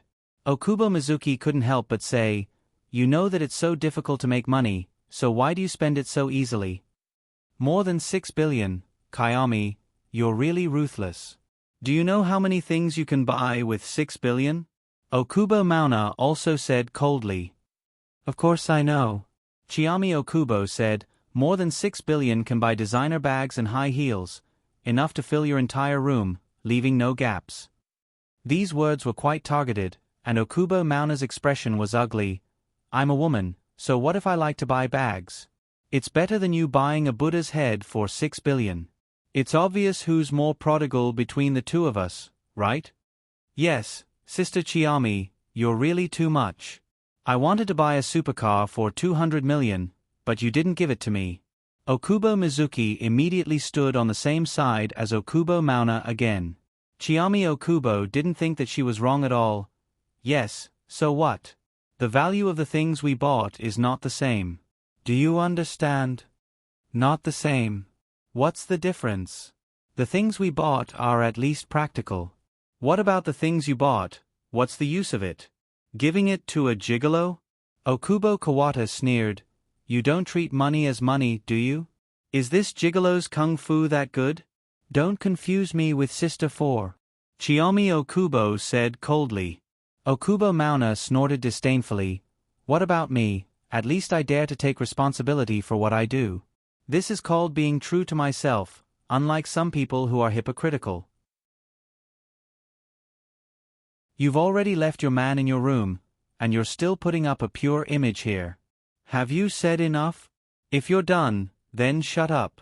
Are you here to quarrel or to do something serious? Are you not clear enough in your hearts? Okubo Mauna was also a little anxious. Every time he heard these guys wasting time, he felt an inexplicable anger. Okay, big brother, go on, Okubo Mizuki said. He also felt that it was time to get straight to the point. Okubo Mauna calmed his emotions. Chiami, in fact, the reason we came is very simple. You can give away the 6 billion yen Buddha's head, but this thing belongs to our Okubo family. In other words, this thing was bought with the family's money, and it belongs to the 6 of us. If you have something to say, just say it. Okubo Mauna didn't want to listen to him beat around the bush. So, you can give away the Buddha's head. There's 1 billion for each of us. Okubo Mauna said, do you think this is appropriate? To put it bluntly, these people really came here for money. As long as they had money, these people didn't care about anything, but for money, these people could think of any method.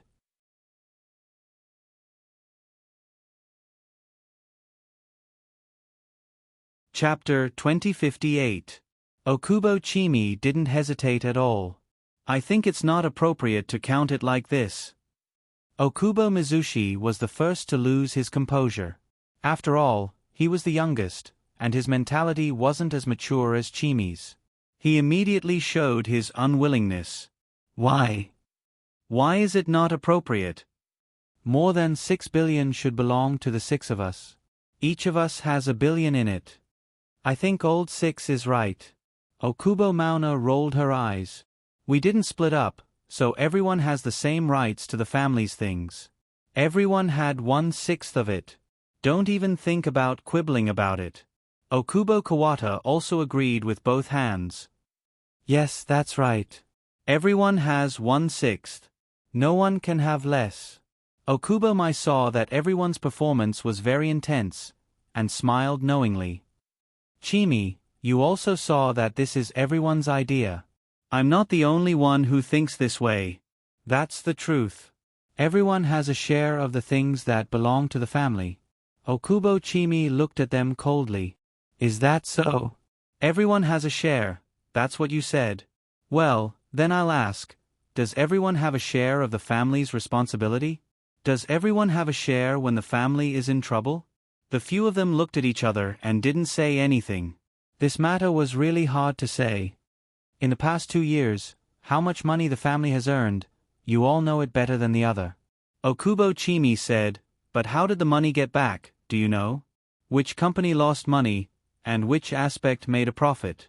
Which project got back all the project funds, and which project hasn't paid more than half of the account so far, do you all know? In the face of Okubo Chimi's questions one after another, everyone was speechless. Including Okubo Mai, he didn't know the details of the family's accounts. He only needed to rely on his internal confidants who worked in the family to tell him how much money they earned every year. That was enough. What else was there to worry about? He only liked to travel around the world. He could live in Las Vegas for a month, and he could stay in Macau for half a year. He liked to sit in a hot air balloon in Turkey and then have an unforgettable passion with his female companion in the air. He liked to experience the feeling of death at high altitude and lack of oxygen in Huaxia. If you asked Okubo Arichi to share his experiences of traveling around the world over the years, he would definitely tell you that he didn't need to rest for 10 days and 10 nights. However, if he was asked to talk about the income and expenditure of the family business, he really knew nothing about it. Yes, he knew nothing. He had no idea what had happened at all. This was what Okubo Arichi had been doing all these years. Who knows? Anyone who knows can come forward and tell me. Okubo Chimi said, how did you earn the money? How did he earn it back? Do any of you know? Mizuki, tell me. Okubo Mizushi was even more clueless. If it weren't for the special circumstances today, he would still be sleeping at this time. He wouldn't have woken up at all. His activity time was from 4 p.m. to 4 a.m. the next day. Every day, he would wake up at 4 p.m. to wash up and eat, and then go out for a ride with his female companion. Nightclubs, bars, midnight snacks. Until the wee hours of the morning, his life had just begun. He only knew racing, and still racing. The amount of money he had won from racing over the years could be counted on one hand, but the amount of money he had lost was already incalculable. Just the expensive luxury cars he had lost were enough for an ordinary Japanese family to live on for several generations. What kind of concept was this? This concept was that he didn't know how to earn the money back. In his heart, he thought that this money could be casually picked up. In his heart, money appeared in his house like rain when the wind blew. These people who didn't know what money was, how could they have the concept of earning money? How could they know that it wasn't easy for their family to earn money? Okubo Mizushi looked at his fourth sister. After all, his fourth sister in his heart had graduated from the best university in Japan with the best economics major. How did the family earn money? What kind of income and expenditure statements? She should be able to understand, right? Okubo Mizushi turned her head with a speechless expression. Why was he looking at her? Why did he have to ask her? She didn't have the time to understand these things. She had to be beautiful every day. Dressing up took time, makeup took time, beauty spa treatment took time, buying new clothes and bags took time, chasing after handsome guys took time. God, her schedule was especially tight. Sometimes, she woke up very early in the morning, but by the time she asked the handsome guy to go back to her apartment, it was already very, very late in the night. She really didn't have time to worry about these things. Okubo Kawata was the only one left. When everyone's eyes were focused on him, he almost fell out with them. What are you all looking at me for? I know everything you know, and of course I don't know anything you don't know. Only a ghost would look at those things. I don't understand those financial statements. I only know how to look at the income and expenditure at the bottom. After saying that, Okubo Kawata looked at Chien Mei confidently. Isn't that the case? Isn't that enough for you to know? I'm the ghost you're talking about. Only a ghost would look at those things. Okubo Chien Mei said coldly. You all look at the family's financial statements every year, but none of you know where the family's money comes from. Humph. With this cold snort, even Okubo Arichi felt a little cold sweat on his body. It seemed that they were indeed a little unkind. They didn't know anything. That's it, and you still have the face to tell me that each of you got 1/6 of this 6 billion? Okubo Chien Mei's anger had been ignited. When I was busy with the family's affairs, why didn't I see any of you come forward to share 1/6 of the burden for me? When I was trying my best to negotiate and compete with people for a project, why didn't I see any of you come forward to share 1/6 of the burden for me? Why? Why do you have to come forward to share 1/6 of the burden now? Who wouldn't be anxious?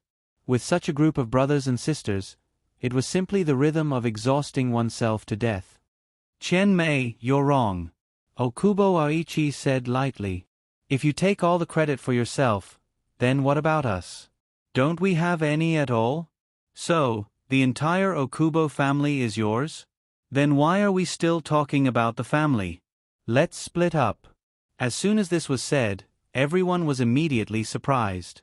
Even the other people were dumbfounded. Was the boss crazy? Split up. Wouldn't the family be disbanded?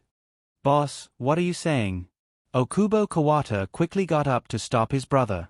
Okubo Mauna was also shocked, and then said, Yes, what are you saying? Chien Mei, this is your fault.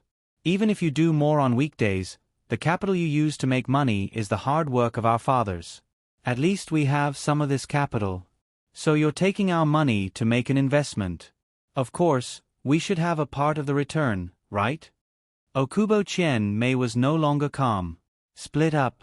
Okay, then I'll agree to it. Let's split up then. Okubo Chien Mei ignored Okubo Mauna's words and directly agreed to Okubo Arichi's proposal.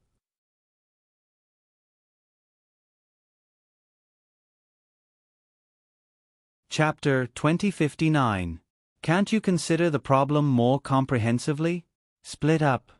Is the family something that can be split up just like that? Okubo Mizuki suddenly acted like he was reasonable. We can't split up. If we split up, wouldn't the Okubo family be gone? What would outsiders think of us? What would they think of us? What he said was absolutely reasonable, but Okubo Mizuki really didn't think so. What would he rely on to survive after splitting up? Family property. Don't joke around. Although it was a lot of money, if there was no continuous income, no matter how big the family property was, it would still be squandered by him. Although Okubo Mizuki didn't get married and have children, he had to think about it. If he was the sixth young master of the Okubo family, what girl in Japan wouldn't he be able to pick? If he was just a person who fell behind after splitting up, would there be any top-notch girls who would follow him? Even if there were, they could be carefree for the first half of their lives. But what about the future? What about the next generation? Okubo Mizuki didn't have much ambition. He just liked to be a parasite. He didn't have to worry about food and clothing for the rest of his life. If he wanted to spend money, he had money to spend. With such a large family property behind him, he had a lot of face in front of his friends. I think old Six is right. Okubo Mauna also didn't agree with splitting up. She thought the same as old Six. After splitting up, it was equivalent to taking a rooster that couldn't lay eggs. Although they could eat delicious chicken after killing this rooster, what would they eat after eating this rooster? Guarding the Okubo family was equivalent to guarding a hen that could lay eggs. Although they wouldn't be able to eat the chicken, they would still be able to eat the egg. If the egg hatched, they would still be able to eat the chicken. It was that simple. Okubo Mauna only said this to scare Chiyomi. He didn't expect Chiyomi to actually dare to agree. This wasn't a small matter, it was a big matter. Okubo Kawata frowned. Let me tell you, splitting up isn't something you can decide on your own. If we don't agree, the family can't be split. Why can't we split? Chiyomi Okubo said, we can just find someone to evaluate it. I don't want much. I only want 1/6 of the family property and property. You can choose whatever you want, and the rest can be given to me. I don't have any objections. I have objections. Not even a fraction. Wana Okubo's attitude was unusually firm. This family absolutely cannot be divided. If it is divided, it will really be over. Okubo Chimi said, since you don't want to separate, that's fine. I'll take what belongs to me and leave. Since Big Brother has said so, why shouldn't I go along with him? Since he wants to see this result, and I also want to see this result, why can't I? Sister, you can't make decisions for me. I have the final say in my own affairs. If you don't want to share, I'll do it myself. You just want to be the sinner of the Okubo family. Okubo Mizuki said. We're family, so what's the point of you leaving? Have you ever treated me as a family? Okubo sneered. You only treat me as a family when you get paid, right? Okubo Arichi saw that the situation was getting out of control, and his own emotions were also a little out of control. You can leave if you want, but you have to leave 5 billion yen after dividing the family property. That Buddha's head also belonged to the Okubo clan. It's impossible for you to take it away and give it away without leaving a penny. Okubo Chimi looked firmly at Okubo Arichi. Okay, that's what you said. I'll definitely leave the money for you. Chimi, sit down. Don't be so impulsive. Okubo Mauna rarely treated Chimi so well. She quickly stepped forward to appease her. Big Brother is just being impulsive. Don't lower yourself to his level. You're my sister. How can I let you go? Absolutely not. I won't agree to this. I won't agree either. Okubo Mizuki said. He didn't believe that his big brother could take care of the family business after Chimi left. If he couldn't do it well, then the big family business was likely to be ruined in a very short time, which would be even worse. Okubo Kawata also looked at his big brother excitedly. Can you calm down? Do you know what you're talking about? Are you trying to destroy our whole family? Okubo Arichi also gradually began to calm down. He tried his best to quickly control his emotions. He regretted that his words just now had angered Chimi. Chimi, I lost control just now. In fact, what I said was just out of anger. Okubo Arichi had never taken the initiative to admit defeat in this family, so it wasn't difficult for Su Yun to see what this family would be like without Okubo Chimi. Okubo Chimi's brothers and sisters were like parasites, clinging to her body for fear of falling. If Okubo Chimi really got rid of all of them, even if they sucked enough blood now, they would starve to death sooner or later. Because no one would let them parasitize their own body. If Okubo Chimi had a choice, she wouldn't let these people parasitize her body. She just couldn't choose. These people were her family. Even if they weren't things, they were still related by blood. After all, they were great-grandfathers, although it had been many generations. But this kind of family concept made her unable to be ruthless. Originally, Okubo Chimi was really ruthless today. Even if she knew that if they separated, her father in heaven wouldn't forgive her, but she really couldn't hold on at that moment. She really didn't want to continue to raise these parasites. Chimi, I don't really mean to separate. I just think that since the other 5 of us are part of the 6 billion, shouldn't you give us what we deserve? Okubo Arichi said. Yes, that's what Big Brother means. Okubo Mizuki said, Sister, don't mind it. In fact, there are other ways to solve this matter. After that, Okubo Mizuki's gaze fell on Su Yun's body. She looked at Su Yun carefully from head to toe, and Su Yun felt a chill all over his body. Okubo Mauna also suddenly understood the meaning of Old 6. She walked to Su Yun's side with bad intentions. She kept throwing coquettish glances at Su Yun, and her hands were not honest. She unconsciously touched Su Yun's chest. This vigorous figure. No wonder Chimi can be confused by him. Little brother, you are really charming. Okubo Mauna said, You can make my sister so fascinated that she gave you such valuable things for free. Your kung fu must be very powerful, right? What was in this woman's mind was all written on her face. Su Yun dared to say that if it weren't for so many of her brothers and sisters present here, her hand would definitely dare to reach directly into his crotch. Thank you for the compliment. Su Yun finally said his first sentence. But, I don't need it. Yo, you're quite arrogant. Okubo Kawa had long been displeased with Su Yun. He also understood Old 6's thoughts. He directly pointed his spear at Su Yun.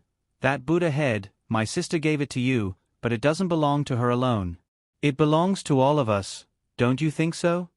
Su Yun nodded and didn't intend to pay attention to him. Since you also admit it, then well, the 1 billion that belongs to my sister, she doesn't want it. But, you must give me the 1 billion that belongs to me. Okubo Kawa said directly, I was the first to mention this to you, so when there is money, you must give it to me first, understand? Old 3, you're too much. If you have money, give it to me together. What do you mean by giving it to you first? Okubo Mauna glared at him. This Old 3 is really a shrewd thing. He is really too cunning.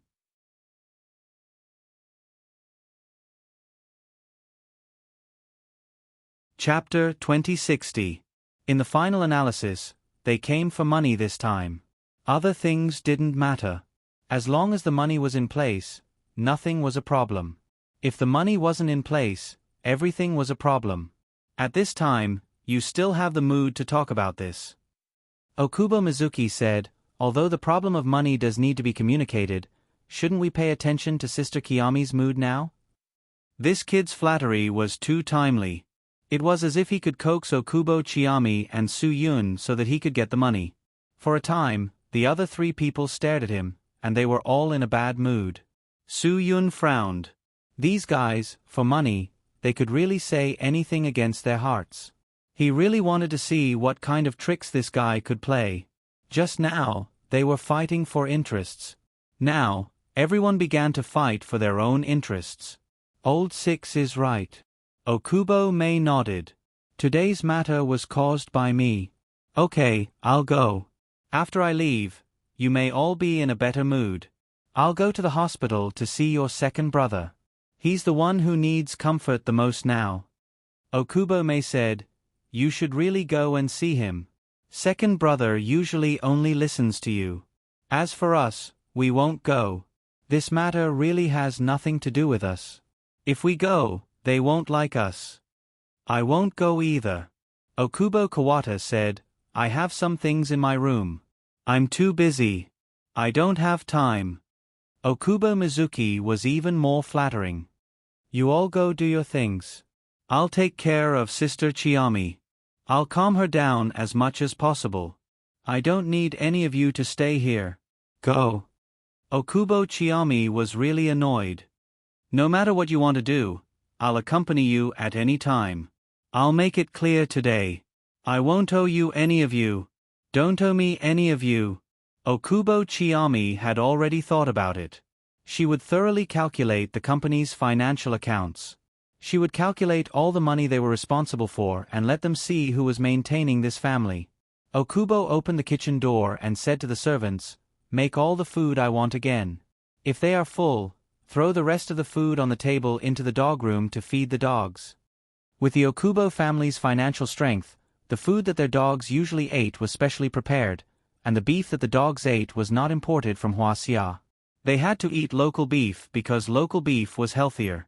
Today, Okubo Chimi ordered people to give the food to the dogs. Obviously, it wasn't because she wanted to save money, but because she wanted to express her dissatisfaction with these people. Even if they didn't touch the food, Okubo wouldn't eat it.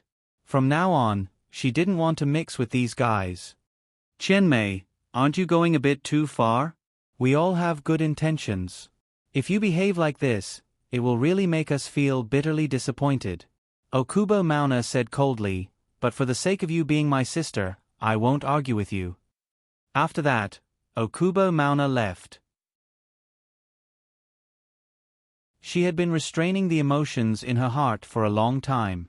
If it weren't for those special reasons, she wouldn't have been able to restrain her good temper. Okubo Mizuki was also very sensible. I'm a little tired. I'll go back to my room to rest first. If there's anything, we can talk about it later. When they left one by one, Okubo Kiyomi's mood gradually calmed down. Su Yun understood the dissatisfaction in her heart. After everyone left, he comforted her. Don't lower yourself to their level. I really don't know what I did in my previous life to have such peers in this life. Okubo Kiyomi's voice was very melancholy. If they could all be motivated, the Okubo family would never be like today. Those big political families dare to bully me because they know that no one can help me. What Okubo Chiyomi said was a very realistic fact. If the people of the Okubo family could be like her, even the big political families would be courteous to them. Today's situation would never happen. There would never be Yakuza groups smashing their construction sites one after another. The reason for all this was only because Okubo Chiyomi was the only one in the Okubo family who could carry this matter. Therefore, there were people who unscrupulously went to find trouble with them, thinking that Okubo Chiyomi couldn't do much by herself. This was indeed a fact. Just Chimi Okubo alone was able to ensure that the Okubo family could maintain its current status when the previous generation of pillars of the Okubo family all died in a car accident. Chimi Okubo had already exhausted all her energy. As a girl, she had really done enough. She had overdrawn all of her abilities and everything she had. Okubo Chiyomi really felt tired, very tired. This family seemed to be glorious, but no one understood the hardships she endured. Everything was done by her alone, and all the hardships and difficulties were silently borne by her alone.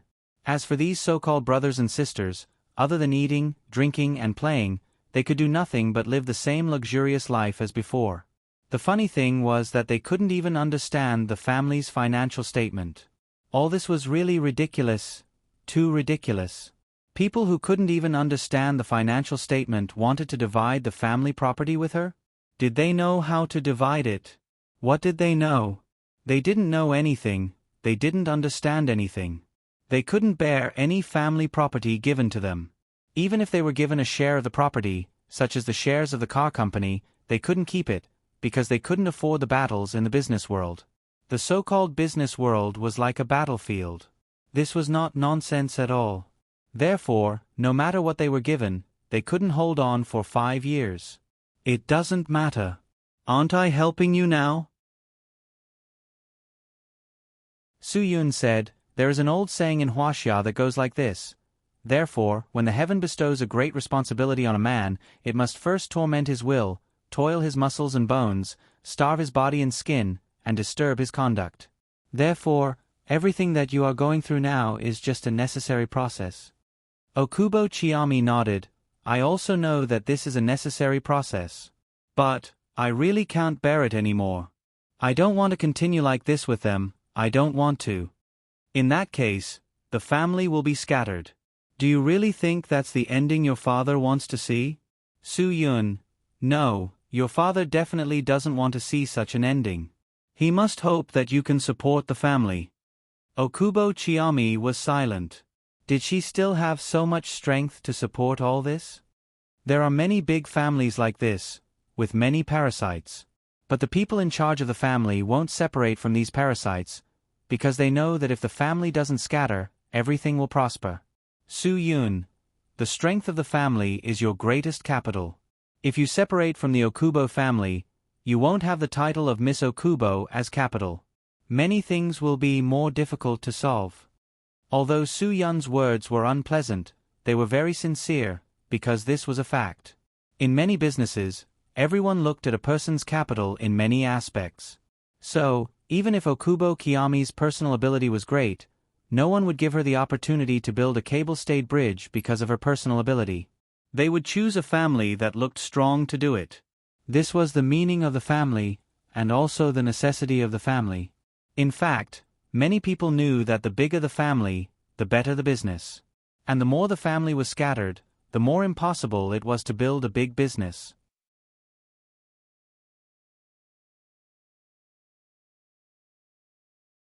Chapter 2061. At this time, the kitchen sent the food that Okubo Chimi had personally ordered to the dining room. Although these were the food that Okubo Chimi had carefully selected for Su Yun, she really wasn't in the mood to eat now. It was terrible. People are iron and rice is steel. If you don't eat, you'll be hungry. Su Yun, you even told me that you're a Huaxia expert. Don't tell me you haven't even heard of this sentence? No matter what, you'll have to eat. Okubo Chimi's face finally had a smile again. Where did you get so many ancient sayings? This sentence isn't an ancient saying. Su Yun, this is called doggerel. But it makes sense, don't you think? Hurry up and eat. Do I have to feed you? If I don't eat, will you really feed me? Okubo Chimi suddenly looked up and asked Su Yun. Of course. Su Yun nodded. I've already said that I'm staying to help you. So, whether you're bullied outside, wronged at home, or not eating, I'll stand up to help you. Okubo Chimi was a little moved, but this trace of emotion only flashed by because she knew that there was a fact that couldn't be changed. You can help me for a while, but you can't help me for a lifetime. After a while, you'll leave, but I'll still stay here. Su Yun knew what Okubo Chimi meant, but now he had to comfort her. No one can help you for a lifetime. Everyone is the same. To live in this world, you have to rely on yourself. Any benefactor in life can only help you for a while, but not forever. Okubo sighed in melancholy. Let me give you an example. For example, there are many rich second-generation heirs in Huaxia. Some of them rely on the opportunities and first bucket of gold given by their parents and quickly earn their first bucket of gold in their lives. Then, they have their own careers and become successful. Su Yun said, then, a portion of them rely on their parents to eat and wait for death.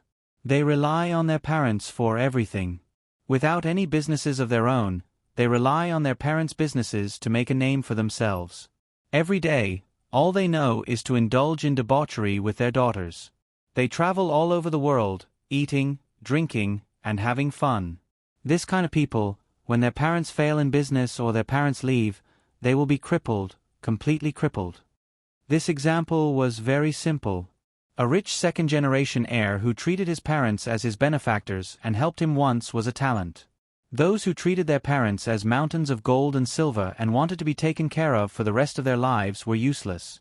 Su-yun hoped that Okubo Chiaki would be the first type of person to treat anyone who helped her as a life experience rather than a life support. Then why can they live in the family and let me take care of them for the rest of their lives? Okubo Chimi asked. Do you think their lives have any meaning? What's the difference between them and the Walking Dead? Su-yun said, this is now.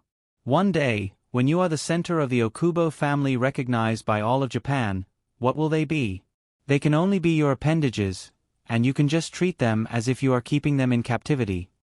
Okubo Chimi looked at Su-yun and didn't speak for a long time. When she completely understood, she nodded. I know what you mean. In fact, most of the time, I don't need to think so much. I just need to do what I should do. What belongs to me will eventually belong to me. Su-yun nodded. Yes, what belongs to you will eventually belong to you. You can let them do whatever they want. Okubo Chimi's mood seemed to be much better. I don't want to panic, so... will you feed me? Su-yun generously picked up a piece of fresh and tender fish fillet, dipped it in sauce, and fed it to Okubo Chimi's mouth. Okubo Chimi ate it with joy. This mouthful of rice was like the energy block on the Transformers Autobots, filling Okubo Chimi with strength in an instant. Okubo Chimi realized that this was Buddha's fate. If she didn't want to protect this Buddha's head, she wouldn't have met Su-yun. If she didn't know Su-yun, she wouldn't have gotten so much faith and motivation to persevere. Today, Su-yun not only helped her deal with one thing, but also helped her solve the insurmountable barrier in her heart. After crossing this barrier, she was no longer the weak Okubo Chimi. She knew that she had to establish her majesty in the family and establish her status outside the family. Su-yun was right. She wanted to let the whole of Japan know that the Okubo family was where they were today because of her, Kiyomi Okubo. She wanted all the Japanese to remember the Okubo family because of her, not because of the Okubo family. This belief was given to her by Su-yun, and it was also given to herself. After lunch, Okubo Chimi's mood was better than before, because of Su-yun. If the others hadn't returned home, Okubo Chimi really wanted to invite him to her room. Even if it was lunch break, she wanted to watch Su-yun fall asleep. This was really what she wanted now. She never lied to her feelings. But because those people were there, she still couldn't do as she wished. She could only compromise and let the servants clean up the guest room for Su-yun again. The guest room didn't have a hot spring bathroom. Fortunately, Su-yun didn't need it now. He just needed a bed for him to lie down and have a good rest, think about how to help Okubo Chimi, and then how to leave Japan. After returning to the room, Su-yun lay down comfortably and looked at the ceiling. He couldn't sleep. He was thinking about where Lin Gu and the others were. Were they out of Japan's territorial waters? Were they on the high seas? Would they encounter any trouble on the high seas? Although few pirates dared to be rampant in the waters between Huaxia and Japan. The reason was very simple. The two governments were at odds because of Turtle Island. The Japanese government was shameless. They shamelessly said that Turtle Island was theirs and even arranged for the Maritime Self-Defense Force. How could a defeated country that didn't even have an army have the nerve to call themselves a self-defense force? Self-defense my ass. The Japanese government wasn't particular. Huaxia obviously couldn't indulge their bad habits. Warships, right? You have them, so do I. Not only do I have warships, but I also have nuclear submarines and aircraft carriers. What do I lack compared to Japan? Huaxia has everything that Japan has. Let's see if you still dare to act pretentious after being slapped in the face. Since the Japanese didn't manage to act cool, they started spouting nonsense all day long. They were like gossipy women who gossiped behind people's backs, bragging in their own country and spouting nonsense internationally. This was the most shameless part of the Japanese government. They were like a ridiculous monkey. Because of this, there were no pirates in the waters between Huaxia and Japan. Who would be stupid? What if those monkeys angered the dragon of the East one day? What if the dragon slapped them? The dragon of the East could flatten Japan. Therefore, it was better not to show off in the waters between the two countries. Hua Xia might really get angry one day. That wouldn't be a joke. If they really let 3,000 city enforcement officers into Jingdong, Japan would be destroyed. Seriously, I'm serious. Don't laugh.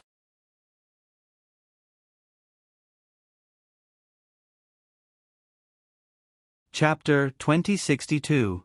Su Yun couldn't sleep, thinking about the Buddha's head. Okubo Chimi couldn't sleep, thinking about her family's affairs. How could she make these parasites leave? They could be parasites of the Okubo family, but they couldn't disturb her life anymore. This was Okubo Chimi's only hope now. And this alone was probably difficult to meet her requirements. Since these guys came as a group, they definitely didn't want to return empty-handed. But it was really impossible for Okubo Chimi to take out 5 billion to divide among the 5 of them. The money she used to sell the Buddha's head was taken out from the stock market. Fortunately, she took it out in time, otherwise, it would have been all in. Hua Xia's economic turmoil and stock market turmoil seriously affected Japan and other countries in Asia. In fact, everyone understood that with Hua Xia's current economic strength, any economic trend in Hua Xia would affect all countries in Asia. The impact of Japan was still very serious. Since the Dam Abe family took over the government, Abe's words and actions had caused a lot of ethnic conflicts. It wasn't that Hua Xia people were narrow-minded, but that Abe was too thoughtless. Even Okubo Chimi, who was half mixed blood, had strong dissatisfaction with Abe. Because of some of Abe's bad words and actions, it directly affected the sales of Japanese cars in Hua Xia. Toyota Honda, the Three Musketeers of Japan, had a serious decline in sales. 10 years ago, the Mazda 6 that caused the wave of intermediate car control was completely depressed. The newly renamed AT's monthly sales could almost be described as pitiful. And the sales of purely imported cars from Japan fell even more. Coupled with the powerful price war between Germany and the United States, General Motors Buick could be reduced by 30,000 to 50,000 yuan. Even Volkswagen's Passat, which had always had a firm price, began to reduce its price. Where was the confidence they had when they sold the divine car Tiguan Golf a few years ago? In fact, it was all because they saw that Hua Xia's economy would have a serious turmoil, so they lowered the price in advance. Before the stock market became a bear, car companies started to reduce prices to compete for sales. Some experts said that this was some kind of strategy to clear out the market and replace it. These knowledgeable emperors were all spouting nonsense. In fact, it was because the car company knew that if they did not hurry up and sell, the stock market would be finished after a while. At that time, there were many signs that Hua Xia's economy would face a challenge, and there were signs of stock market turmoil at that time. Although at that time, they were really happy and the shareholders were overjoyed. But there was a saying that was very clear.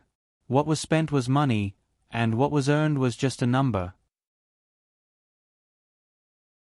When you take advantage of this game that allows you to earn numbers, many people throw themselves into the stock market, borrow money, get loans. They crazily rush into the stock market, but how many of them can escape unscathed in the end? To put it bluntly, there really was an inside story. Those losers kept saying that they had insider information, but in fact, they were just bragging. There was a joke about a man eating breakfast at KFC while looking at the stocks on his phone. A beggar came in and stretched out his hand to beg. The man gave him a chicken wing and continued to look at the stocks. The beggar gnawed on the chicken wing and did not leave. He also watched from the side. After a while, the beggar whispered, "The long-term average golden cross, the bottom of the KDJ value has repeatedly blunted, the bottom of the MACD value has deviated, and the energy tide has expanded. This stock is going to rise." The man was very surprised and asked the beggar, "You know this too?" The beggar disdainfully said, "Don't know? If I didn't know, would I be where I am today?" Hua Xia's stock market collapse this time caused many Hua Xia people to not even be able to eat. Not to mention buying a car. Even if they had the money to buy a car, they would focus on the German and American models. The Passat had fallen to the 15,000 to 60,000 level, and the Regal could fall to the 15,000 to 60,000 level. Who would still buy a Japanese model? The price advantage was gone. This kind of chain reaction would naturally affect Japan. Japan was a big car manufacturer, and their technology was definitely very advantageous. In this T era, everyone thought that if a car didn't have a T, it wouldn't have power and wouldn't be energy efficient. And in Japan, the inconspicuous Mazda could develop the blue sky. The direct injection technology was also powerful, and the energy recovery could also greatly reduce the fuel consumption. The 2.5-liter engine was more fuel efficient than the Volkswagen 1.4T engine, not to mention the American model. Of course, this was not to praise how awesome the Japanese were. Didn't a Mazda 2 get smashed into two by a BMW 7 Series a while ago? Car haters would definitely have the chance to denigrate Japanese cars and spread the word that Japanese cars were unsafe. But to be honest, who wouldn't stop after being hit by that speed? Moreover, a Mazda 2 might not even be as expensive as a 7 Series with 4 wheels. After saying so much, it was actually just a problem, an economic problem. Huaxia's stock market was filled with smoke. After a few rounds of attack and defense, in a short 3 weeks, Huaxia's stock market fell by almost 30%, and its market value decreased by at least 18 trillion. Note that it was a trillion, not 100 million. The definition of a stock market disaster in developed countries was a 20% drop in a row. Although Huaxia could not compare to developed countries, this drop rate was really frightening. The impact of this rare stock market battle in history had far exceeded the scope of the stock market itself.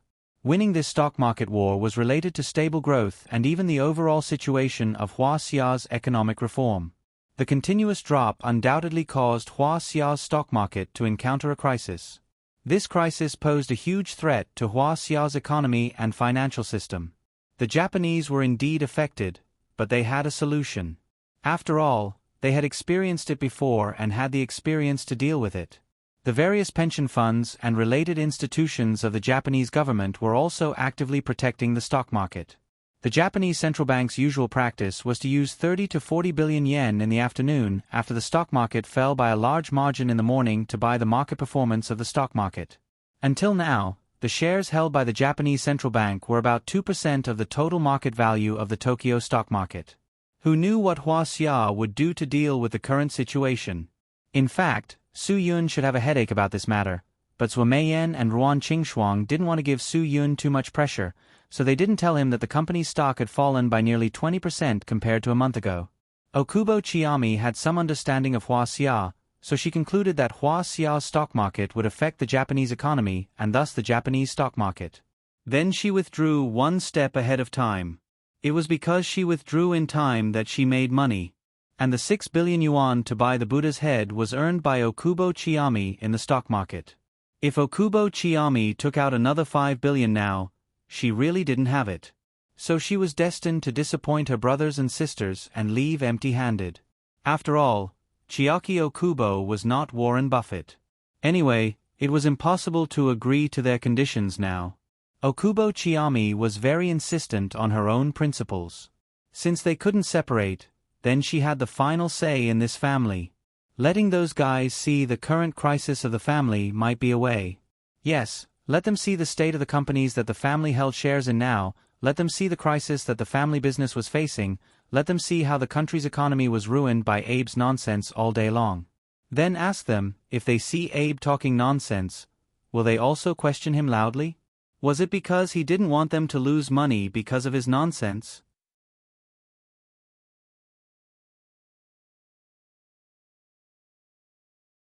Chapter 2063. Now everyone had their own thoughts. Okubo Una returned to her room and had nothing to tidy up. The things left in this house were things she didn't like anymore. Although there were many clothes and shoes that she hadn't even worn, and some bags that she had only carried once, she didn't like them anymore. She wouldn't touch them again. Although she didn't live here for a long time, the room was cleaned every day. It was clean and refreshing. It was much cleaner than her own apartment outside. Her apartment outside was in a mess almost every day. Sometimes, she would bring men back to fool around, and the next day, she would find that she could sleep in the bathroom or on the balcony wrapped in a quilt. Except for the housekeeper who came to clean it up twice a week, it was always in a mess on weekdays. Okubo Una couldn't stay in the room at all. She really slept a little too much yesterday. She slept all day and all night, so she was particularly energetic today. After being bored in the room for a few minutes, an idea suddenly arose in Okubo Una's mind. She thought of Su-yun. This Hua-xia man had some ability. He could make Chimi willingly give him the Buddha's head in her hands. He was definitely not an ordinary person. Well, then she, Okubo Una, really wanted to meet him and see what extraordinary this Hua-xia man had. If he had a thick length that ordinary people couldn't reach, then maybe she should really enjoy it. Okubo Una was a woman who did things swiftly and decisively. She left as soon as she said she would. She got up and left without hesitation and went straight to Su-yun's room. The location of the guest room was not close to their room. At this time, only Su-yun was staying in their house, so it was quite quiet. Okubo Una's footsteps quickly attracted Su-yun's attention. Su-yun's gaze was locked on the door of his room. He was sure that this was definitely not Chimi's footsteps. Okubo Una didn't even care about basic courtesy. She didn't knock on the door and directly opened it. Su-yun looked at Okubo Una, who appeared at his door with a puzzled expression. He didn't know what trick this woman was going to play. Su-yun, Kuan, can you invite me in to talk? As she spoke, she entered Su-yun's room, and then slammed the door shut, not giving Su-yun a chance to refuse. Su-yun scratched his head. I'm sleeping. If you have anything else to say, can we talk after my lunch break? At this time. After the lunch break, you will definitely be with Chen Mei. I won't have a chance. Owuna Okubo was full of energy. She didn't mind doing some crazy things at this time. Thinking about how exciting it would be if she slept with Chimei's man, Wana Okubo looked at Su-yun with a burning flame in her eyes. She really had an impulse, a very, very strong impulse. She was a woman with no bottom line at all. As long as she was with a man who looked good, she would take the initiative to throw herself into his arms and let him do whatever he wanted with her. In short, she didn't care about those moral and ethical things at all. Those moral and ethical things were not worth mentioning to her at all. Take the initiative to deliver service? Su-yun frowned and sneered. I don't have money. I can't afford this kind of service. Su-yun was very bluntly satirizing Owuna Okubo's behavior was no different from a prostitute. But Owuna Okubo didn't seem to think that this was a satire at all. Instead, she pulled her clothes with a flushed face and said to Su-yun flirtatiously, If you like role-playing, I can play it. I really haven't played the role you said. I really want to try it and challenge it. Don't, Miss Owuna Okubo. This is your home. I don't dare to be so presumptuous. Su-yun, who knows if you want to play a badger game? If I just take off my pants and do something intimate with you, your brothers over there will jump out at once. Then, they will catch you in bed. Su-yun would definitely not be able to defend himself. Su-yun certainly wouldn't be fooled by such a simple logic. What? Don't you believe in my kung fu? Su-yun, Kuan, you have to believe me. I'm much more interesting than Chimei. Owuna Okubo said, I will never let the man who has sex with me regret it. I guarantee that after you have the first time, you will want to do it with me urgently for the second time. After that, Owuna Okubo raised her eyebrows. I will suck you dry and let you taste what it really feels like to soar into the sky. F***ck. This woman is really flirtatious to the bone. Su-yun really wanted to ask her if she knew what shame was. As a woman, she could show this side in front of a man she just met for the first time. Su-yun was really drunk. I'm afraid that other than you, Owuna Okubo, there really isn't anyone else, right? Su-yun really wanted to interview this woman about her mentality.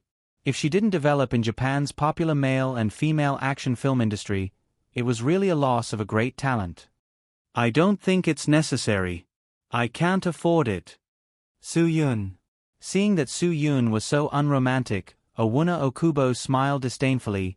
Mr. Su, what is your purpose for approaching Chime? Isn't it because Chime is beautiful? Am I not better than her? He. She is a descendant of the Okubo family, and so am I. Su-yun, yes, I don't deny that you are all descendants of the Okubo family. But you are not her. Don't hide your motive. You can cheat the Buddha's head worth 6 billion yen from Chime's hands. You have your purpose. Owuna Okubo said, if you are here for the money and status of the Okubo family, you are the same as me. What do you mean? Su-yun was startled. Isn't this woman thinking too much? Aren't you approaching Chime for money? What she can give you, I can also give you. Owuna Okubo said, if you join forces with me, the two of us will combine. You help me, and we will drive everyone else out together. This way, the entire family will be mine. At that time, half of what I have will be half of what you have. Su-yun nodded. This woman really thinks a lot. And then you can have whatever you want. Isn't that good? Owuna Okubo said, isn't this your purpose? Instead of pretending to be tired by Chime's side, it's better to cooperate with me and make things clear. What Chime can satisfy you, I can also satisfy you, including your needs in bed. After saying that, Owuna Okubo once again used her charming eyes to provoke Su-yun. Su-yun smiled slightly. What you said is really reasonable. It is indeed something that can be considered.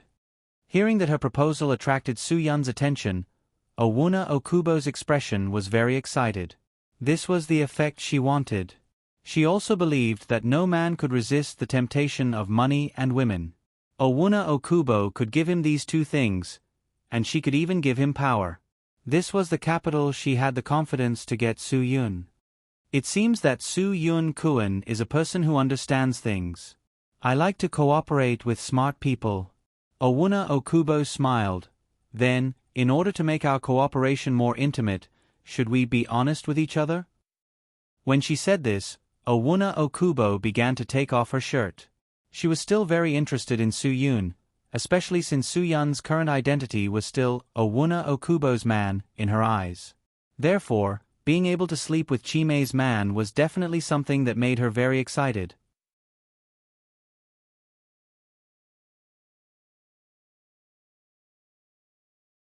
Chapter 2064. Su-yun smiled and motioned to Owuna Okubo not to continue the next step.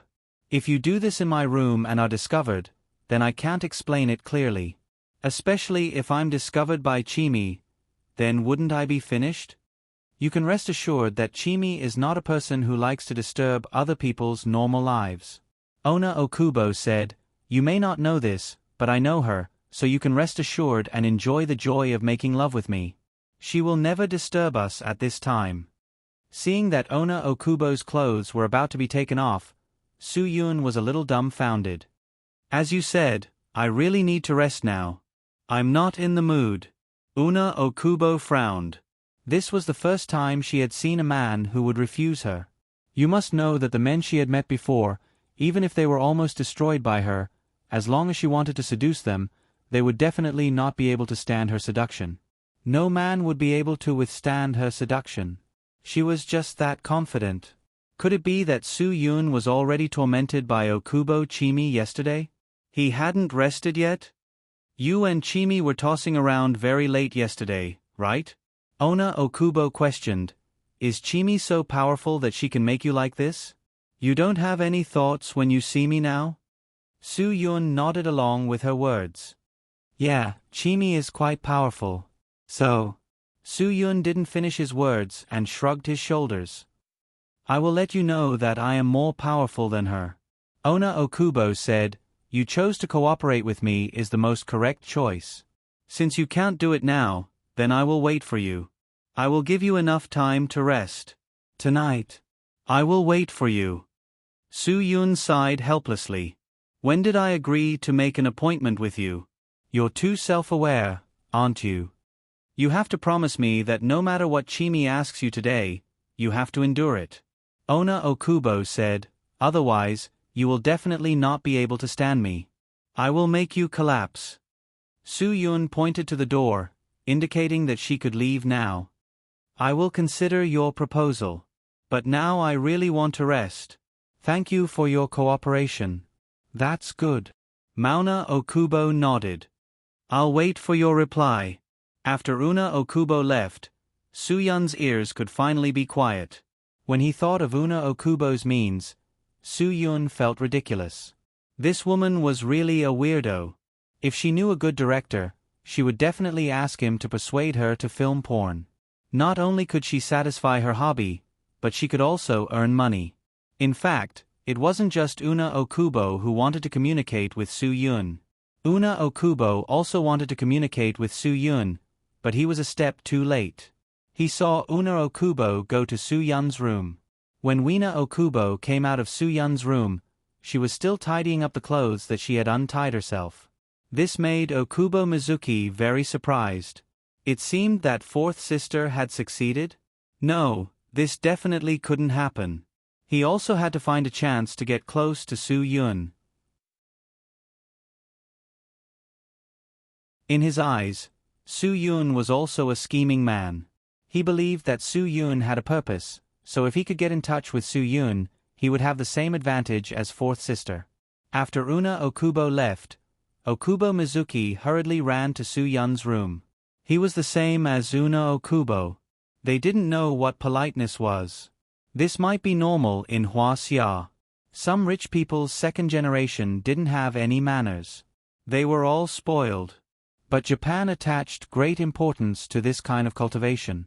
If they could be so rude, it was obvious that they were the best. F***ck. Soo-yun almost cursed.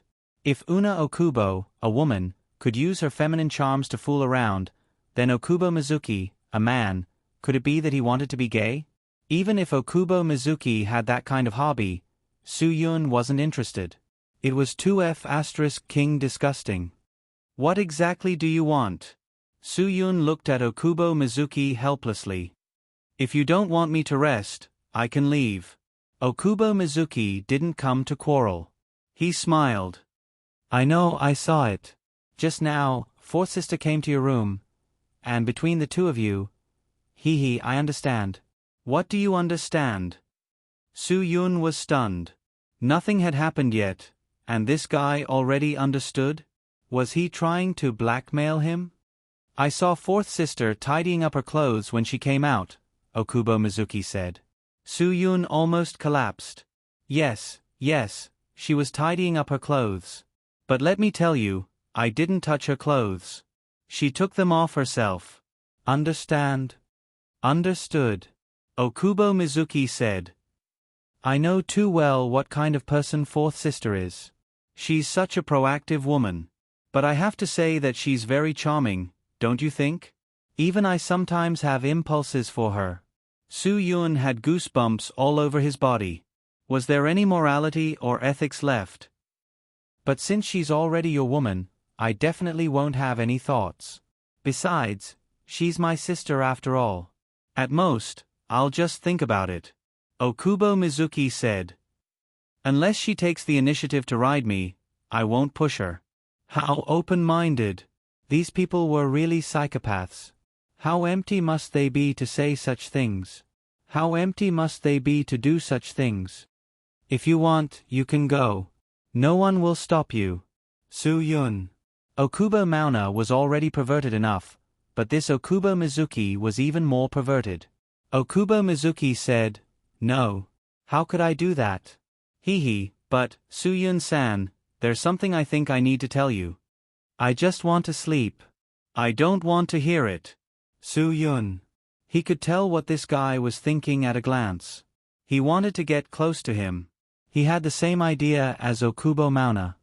This is very important to men. Okubo Mizushi didn't care whether Soo-yun liked to hear it or not. I just did a preliminary calculation of the time my fourth sister took to go in. It's only about 7 or 8 minutes. This isn't ideal. As a man, this might not be enough to satisfy a woman's needs, especially a woman like my fourth sister. Soo-yun's jaw almost dropped. Wasn't his imagination too rich? Since I'm here, It means that I treat you as a friend. Okubo Mizuki said, I have something good that I've never shared with anyone before. If you need it, I'll immediately have someone prepare some for you. It's a spray with an absolute time delay. Everyone who uses it says it's good. I don't tell the average person. Did this guy watch too many Huaxia commercials? Su Yun pointed to the door and said, You can leave. I don't need it. I know you're embarrassed. Men don't want to admit that their time is short. Okubo Mizuki said, But I'm really doing this for your own good. If you really want to take down my fourth sister and tie down my fifth sister at the same time, you'll definitely need this. Are you crazy? Su Yun said. I know what you're thinking. You want a share of the Okubo family. I can turn a blind eye to it. I can even help you. We can work together. Okubo Mizuki said, We can earn money together. I've seen people scam their own family, but I've never seen such a scammer. This guy's head must have been kicked by a donkey. I'm really proud of your two sisters for having a brother like you. Su Yun said, I just want to rest. Please leave. Thank you. If you need anything, you must tell me. Okubo Mizuki thought that Su Yun was angry because he was right, so he didn't care. As he got up, he emphasized that Su Yun had to find him. His goal was achieved. He was able to talk to Su Yun. This was better than his brothers.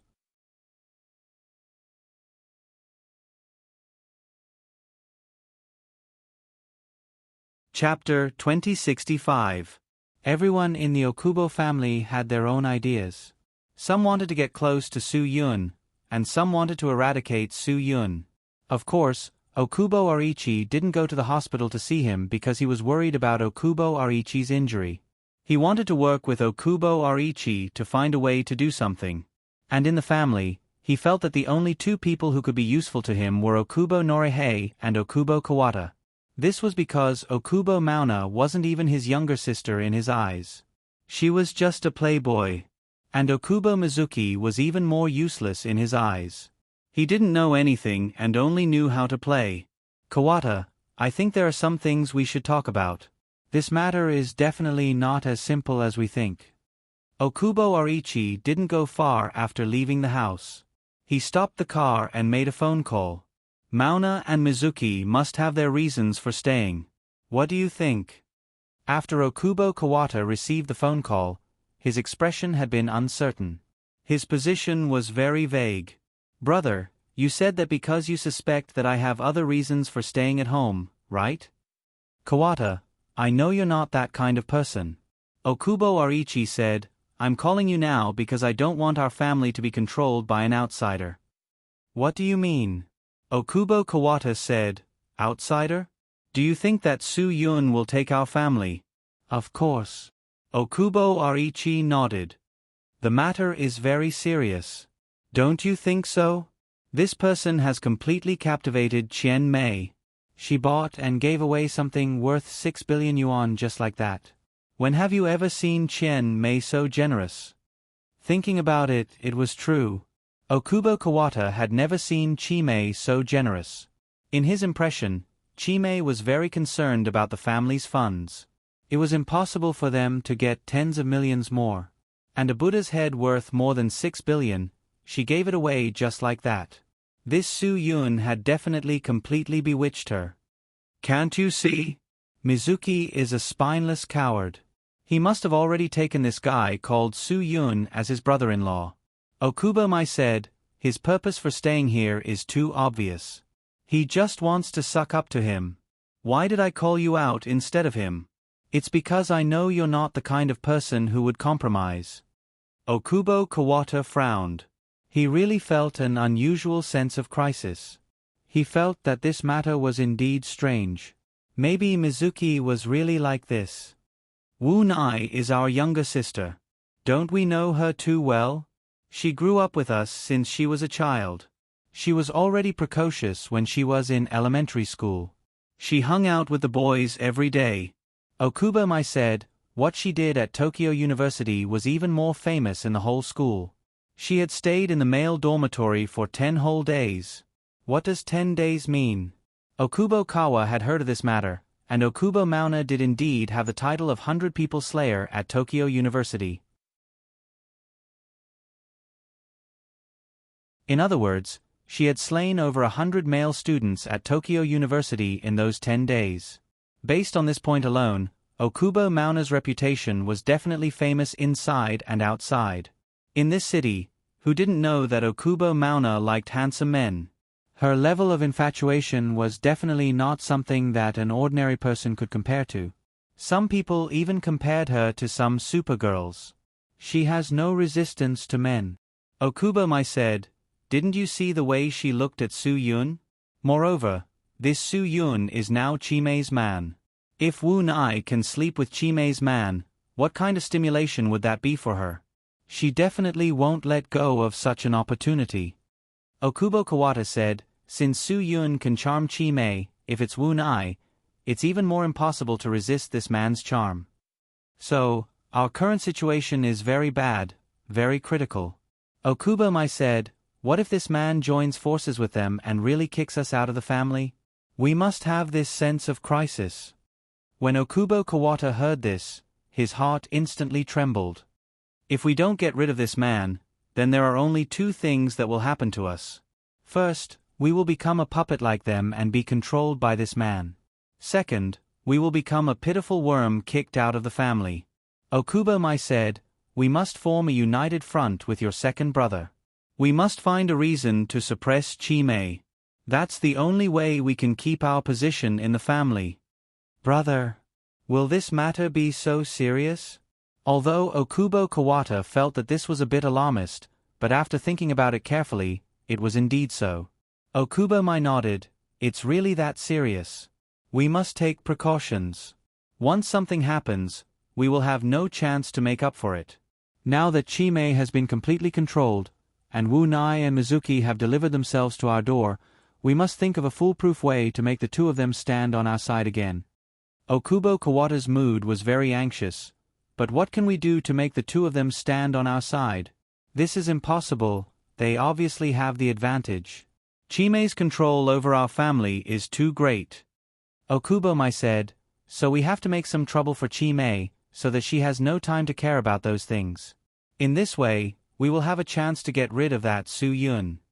Brother, I ask you to use your brain when doing things. That Su-yun is a master, haven't you heard?" Okubo Kawata said, "My people told me that on the Diagonal Bridge, he single-handedly dealt with nearly 100 people from the Aihekai. Among them, the two masters invited by the Aihekai didn't even dare to do anything to him and ran away." Okubo nodded, "Of course I heard about this matter. But we can't give up our opportunity because of this. Your second brother is injured. This is an opportunity. As long as he is willing to cooperate with my idea, we can make trouble for Chimei. When Chimei is in trouble, it will be easy to deal with." What should we do? Okubo Kawata had no backbone. He felt that everything could only rely on his big brother. "When the time comes, we will find a way to contact the Aihekai. Nakata Kanzuya will certainly suppress his anger, and as for their president, there is no need to say." Okubo said, "As long as we are willing to give them a chance, they will be willing to cooperate with us to get rid of Su-yun." Okubo Kawata was somewhat surprised. Boss's method was indeed feasible, but it was a bit too insidious. And it was also quite risky.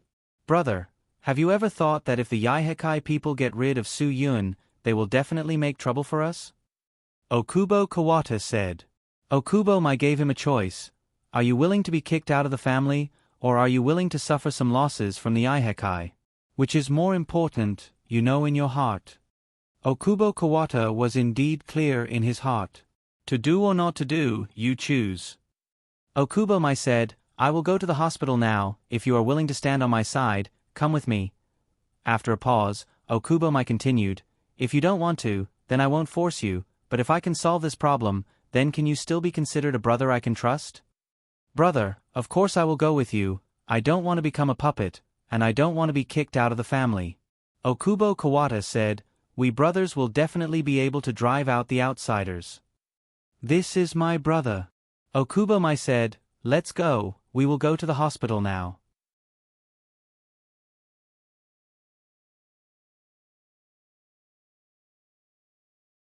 Chapter 2066. After an afternoon of recuperation, Okubo Chimi was in a much better mood. After a short lunch break, a lot of things came to Okubo Chimi.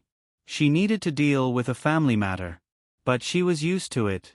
After Okubo Chimi asked the servants to prepare coffee, she began to deal with some urgent matters and documents. Generally, she chose to deal with these things at home. It was quieter at home, and her mood was calmer. After Okubo Chimi dealt with some urgent documents in her hand, she stretched. Time passed quickly, and it was already 4 o'clock in the afternoon. At this time, Su-yun came to her side. "You slept for a long time, right?" Okubo Chimi smiled slightly. "Is it because you didn't rest well last night? Do you want me to arrange someone to make you a Japanese-style pine bone? It's very tiring." Su-yun shook his head. "No, I did some exercise in the morning, and my muscles and bones are all open." In fact, he woke up a long time ago, but he thought that Okubo Chimi was dealing with family matters, so he didn't disturb her. He breathed in his room for a while and adjusted his breath. Recently, he felt that his breath was improving slowly. He didn't know if it was because he had too many things to do, or because he neglected his cultivation. Okubo Mauna and Okubo Mizuki stayed at home, so Okubo Chimi didn't want to stay at home. "Let's go out. I'll take you to a place to see cherry blossoms." Su-yun was startled. Didn't the cherry blossoms in Japan pass in March or April? Now, it can't be. Isn't it only 20 days to see cherry blossoms? Shouldn't the cherry blossoms be gone by this time? Okubo Chimi saw Su-yun's surprise. Of course, the cherry blossoms in this place are indoors, simulating the March season. There will always be cherry blossoms blooming. There's such a place. Su-yun, wouldn't the cherry blossoms bloom forever? This isn't natural. So it doesn't have the spirit and power of cherry blossoms. But you came at a bad time, so you can only make do. Okubo Chimi said, "Do you know the legend of cherry blossoms?" Su-yun shook his head. He was a man, so he really didn't know about flowers and plants. Cherry blossoms have existed in Japan for over 1,000 years. It was only during the Edo period that cherry blossom appreciation became a custom in Japan. As our national flower, cherry blossoms are very popular in Japan, just like how Hua-xia people love peonies. Okubo smiled. Actually, Hua-xia people's love for Hua-xia's national flower is far inferior to your Japanese love for cherry blossoms. Su-yun, cherry blossoms are a symbol for Japan, but peonies are really not a symbol for Hua-xia. Chiami Okubo said, "Because your Hua-xia has too many symbols. The Great Wall of China, the Terracotta Army, Confucius, the 5 sacred mountains, the Yangtze River and the Yellow River. There are too many." Su-yun did not deny this point. He was very proud. After all, Hua-xia had such a long history. Pride. Pride. Japan doesn't have that many things. Therefore, every year during the Cherry Blossom Festival in Japan, whether it was the parks or the streets, they were filled with the smell of cherry blossoms. Cherry blossoms are beautiful, but they wither easily. From blooming to withering, it only takes 7 days. That's why there's the saying, 7 days of cherry blossoms. The cherry blossoms will always wither in an instant when they bloom beautifully. It's very straightforward. That resolute determination has a shocking power. This is the spirit of cherry blossoms, which is also the cherry blossom complex of us Japanese. Okubo Chiami also loved cherry blossoms very much. "Sis, are you going to see cherry blossoms? Let's go together. I also want to see cherry blossoms." Okubo Mizuki appeared out of nowhere and heard everything. Okubo Chiami's mood to admire cherry blossoms instantly disappeared. Why were they everywhere? It was really a killjoy. "Sis, I also have a love for cherry blossoms. If I don't see cherry blossoms today, I'll definitely die. I'll be very sad. Even if you don't go, I still want to see cherry blossoms. Since you're going, that's good." Okubo Mizuki said again, let's go together. I'll drive you. Su-yun could see Okubo Kiyomi's helplessness. She definitely didn't want to go. If you have a love for cherry blossoms, you can go by yourself. I don't have a love for cherry blossoms, and I'm not interested. Okubo Kiyomi nodded. Although I have a love for cherry blossoms, I won't die if I don't go. Since Su-yun doesn't want to go, I won't go either. You go by yourself. Otherwise, you'll really die at home. Hurry up and go. Okubo Mizuki sighed unhappily. You guys are really boring. I took the initiative to be friends with you out of goodwill. You don't have to keep driving people thousands of miles away, do you? I just don't like to make friends with strangers. Su-yun said, sorry to disappoint you. Okubo Mizuki smiled bitterly. Stranger? If you really become my fifth brother-in-law one day, then you won't be a stranger. What nonsense are you talking about? Okubo Kiyomi glared at Mizuki. She felt that she had such a brother. It was really shameful in front of Su-yun, and it was really embarrassing for Su-yun. Let me tell you, my relationship with Su-yun is not as dirty as you think. We are just friends. Okubo Mauna also joined them at this time. Kiyomi, this is what you said. If you're just friends, then I'll pursue you openly. What do you mean? Okubo Kiyomi was startled. She didn't know when Mauna appeared. I mean, I like Su-yun, and I want to date him. You are friends. I didn't offend you, did I? Okubo Mauna said. She thought that since Kiyomi felt that it was shameful to admit it, then she would make it clear. This way, she wouldn't be in the wrong. Okubo Kiyomi was completely speechless. I said it first. Okubo Mauna said, Kiyomi, you can't take away my love. Are you done?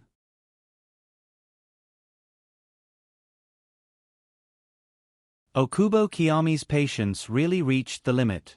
Okubo Mauna snorted, and then whispered in Su-yun's ear, she doesn't even dare to admit your identity. Do you think it's better to be with her, or with me? Kiyomi is right. We are friends. Su-yun smiled and looked at Okubo Mauna's ecstatic face. He continued, and my relationship with you is that of a stranger. You'd better not be so open. I am a Hua-xia person. I am very conservative. Okubo Mauna's mood fell to the bottom. This damn Su-yun dared to say such a thing to her. Is he really immune to women? Can you not disturb us? We just want to be alone. Okubo Kiyomi said, just take it as I beg you, okay? Of course. Okubo Mizuki continued to flatter, actually, I also want to be alone. Don't you want to see the cherry blossoms? Okubo Mauna said, go and see it, lest you die if you can't see the cherry blossoms. Okubo Mizuki glared, sister, don't say such unpleasant words, okay? You stay here, and I didn't say anything about you, right? Is it interesting for you to target me like this? Of course it's interesting. Okubo Mauna snorted, if it's not interesting, why would I stay here? She was now full of anger and had nowhere to vent. Since Okubo Mizuki wanted to hit the muzzle of the gun, then she would satisfy him. Su-yun, come with me to my room to talk. There are 2 flies here, they're really annoying. Okubo Kiyomi said without any trace of politeness. After saying that, she took Su-yun and left her office.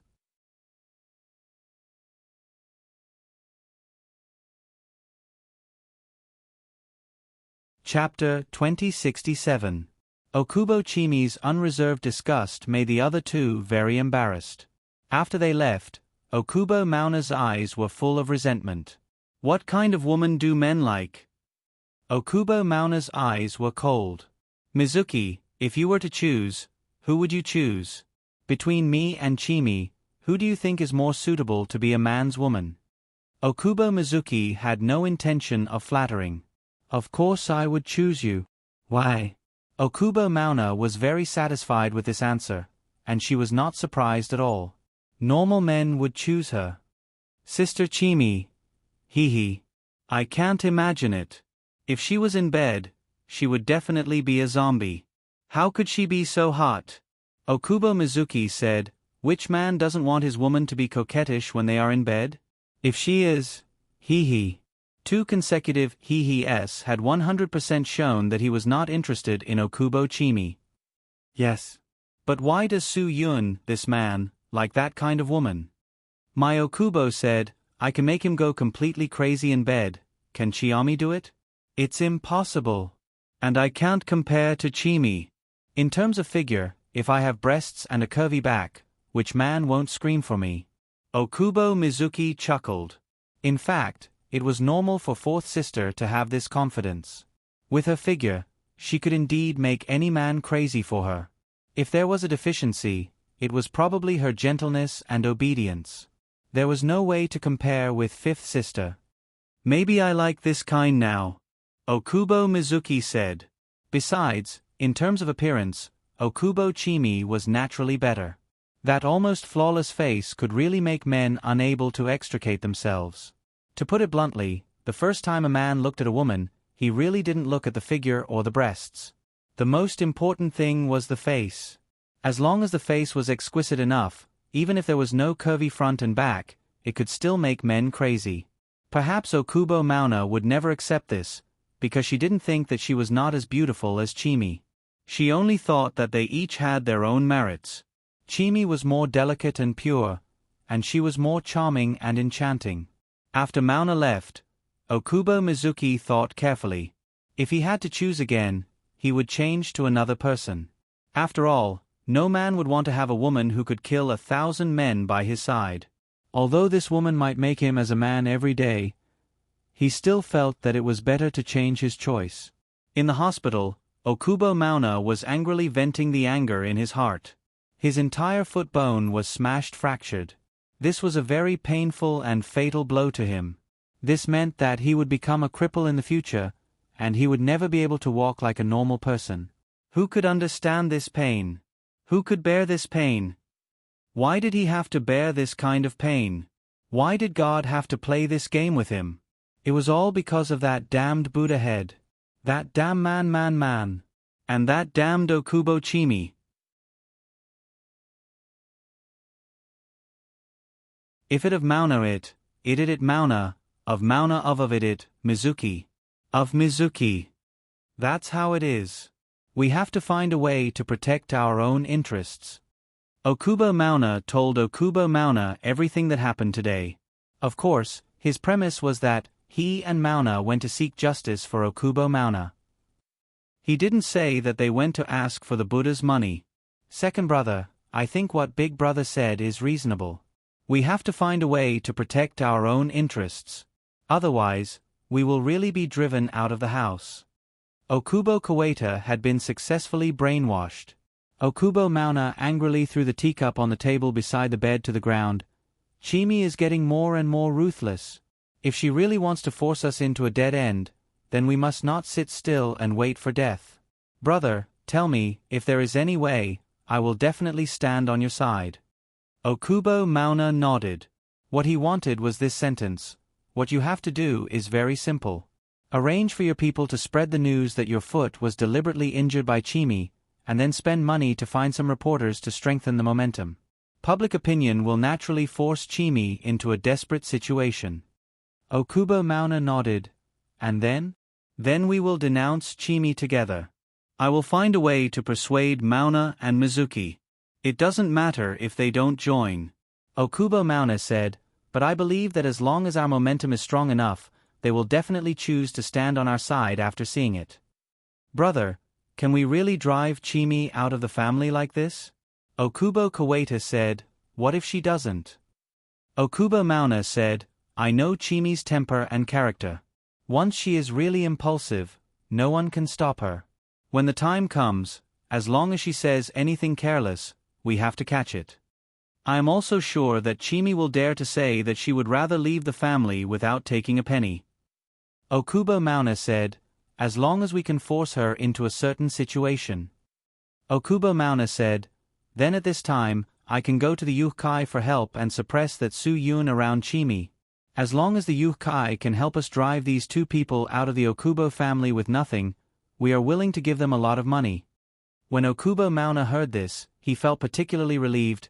Yes, we must get them out of our family. Even if we don't force Chimi into a dead end, we must force that Su-yun to die. If it weren't for him, Chimi probably wouldn't treat us like this. Okubo Mauna said, now in Chimi's eyes, we are a burden.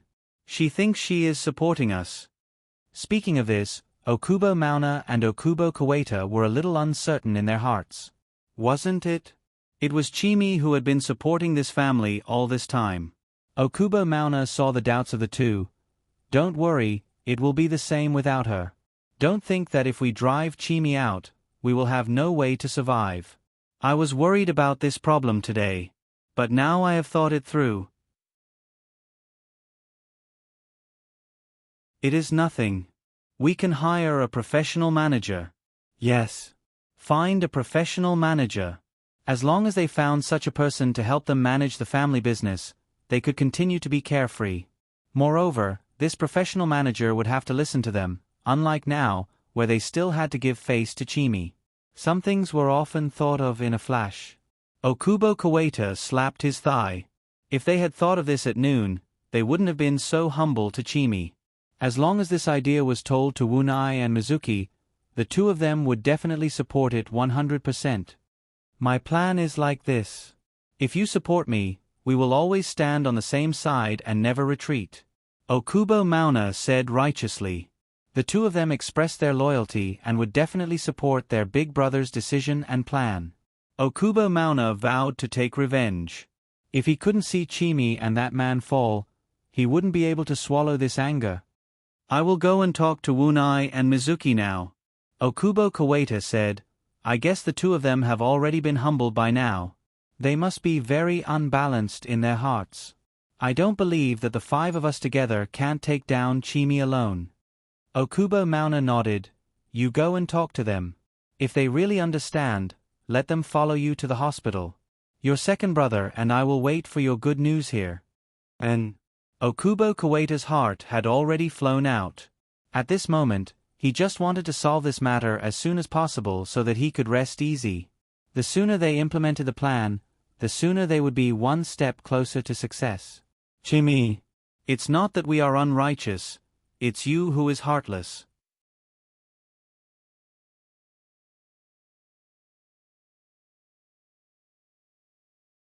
Chapter 2068. Capturing Okubo Mizuki was a very simple matter.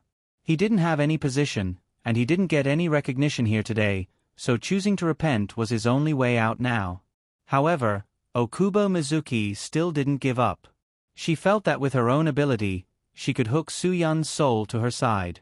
Or perhaps it was because she couldn't accept the frustration of not being as charming as Chimei, so she didn't listen to any advice at all. Or what she cared about was not whether the family would be in crisis at all. Instead, she cared about whether she could seduce her sister's man to her side. She didn't think that the family would be in any crisis at all, nor did she think that she would be directly kicked out of the family in the future. Okubo Mizuki felt that she should learn from Wolf. Be patient and wait quietly for the opportunity. As long as she was given enough time and an opportunity, she would definitely be able to take down Su-yun. Although the waiting process was quite unbearable for Okubo Mizuki. Of course, the opportunity came in the end. Su-yun couldn't stay in Okubo Chimei's room overnight. If anyone saw this and spread it out, it would have a great impact on Chimei's reputation. After all, Chimei and her sister Unai were not the same kind of people. She carried the reputation of Miss Okubo. When Su-yun returned to his room, it was already very late. He stayed with Okubo Chimei to avoid other people in their family from contacting him. However, Su-yun really didn't expect that Okubo Mizuki was so unscrupulous. She didn't care about her reputation at all, nor did she care about the impact of her behavior on the reputation of the Okubo family. When Su-yun saw the charming figure push the door open and appear in his room, he really couldn't believe it. In this way, Okubo Mizuki broke into Su-yun's room. Su-yun's first thought was very simple. He admired the designer who designed this kind of particularly sexy clothing. This kind of looming feeling could be called a super visual feast.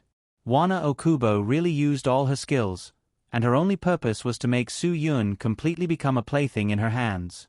If it wasn't for Su-Yun and Chi-Mei chatting in the afternoon and telling Chi-Mei about her behavior towards him, and then learning from Chi-Mei about Okubo Mauna's title of being able to kill thousands of people, he really might not be able to withstand such direct teasing and temptation. Su-Yun was a clean freak. He didn't doubt at all whether Mauna Okubo was sick or not. This was really too scary. If you really want to work with me, then don't continue with your performance. Su-Yun, I can tell you clearly that I'm just playing around with Chien-Mei. I don't like women at all. Wana Okubo was almost stunned by Su-Yun's words. Could it be that there are really so many men now? If we want to work together, then we can be good sisters.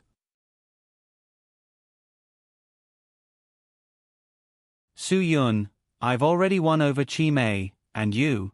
I don't want to continue lying to you. We can get to know each other in a sincere way. You're not joking with me, right? Wana Okubo, who had been aroused by her own hot dance, felt like a basin of cold water was poured directly over her head. Su-Yun nodded, of course not. I'm very honest with you, this is a fact. I'm doing it for money. If you're willing to give me money, I can help you become the head of your Okubo family, and I can help you pull down Chi-Mei. Wana Okubo was really a person without any schemes. In her world, it seemed that in addition to branded luxury goods, there were only men, and still men. She didn't even think about how Su-Yun's attitude changed so quickly. It was because Su-Yun said that he could help her defeat Chi-Mei, and she believed it. How do you want to help me?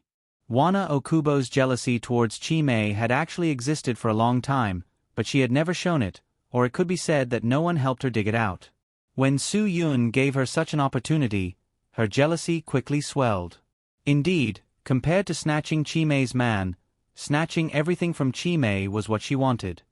You can also see that Chi-Mei is now completely under my control, otherwise, she wouldn't give me such a valuable thing for nothing. Su-Yun, if you want to become the leader of the family, then Chi-Mei is no longer your opponent. I can help you solve it easily. Wana Okubo said, you can solve Chi-Mei? But you like men. For money, sometimes people can sell everything they have. Su-Yun acted like a villain who would do anything to achieve his goal. I can do something I don't like, but when I get it, I won't continue. Then what do you need me to do? Wana Okubo said, you've already solved Chi-Mei, what else do you want me to do? You're too naive. Do you really think that you can control your entire family after solving Chi-Mei's problem? Are your brothers idiots? Su-Yun, if you want to control everything, then you have to have the capital to control everything. Wana Okubo was completely immersed in Su-Yun's design. Know yourself and know your enemy, and you can win 100 battles. Can you understand this sentence? Su-Yun. Wana Okubo shook her head. She only knew when LV had a limited edition, and she didn't understand what it meant to know yourself and know your enemy. If you want to defeat your other brothers, you have to know everything about them. Su-Yun, they must have their plans. So, you have to help me know their plans. Wana Okubo understood what Su-Yun meant. Do you think they have plans? Of course. Su-Yun, no one will sit still and wait for death. They must all think that Chi-Mei is colluding with me, and they must find a way to completely eradicate us in the family, so they will find a way to deal with us.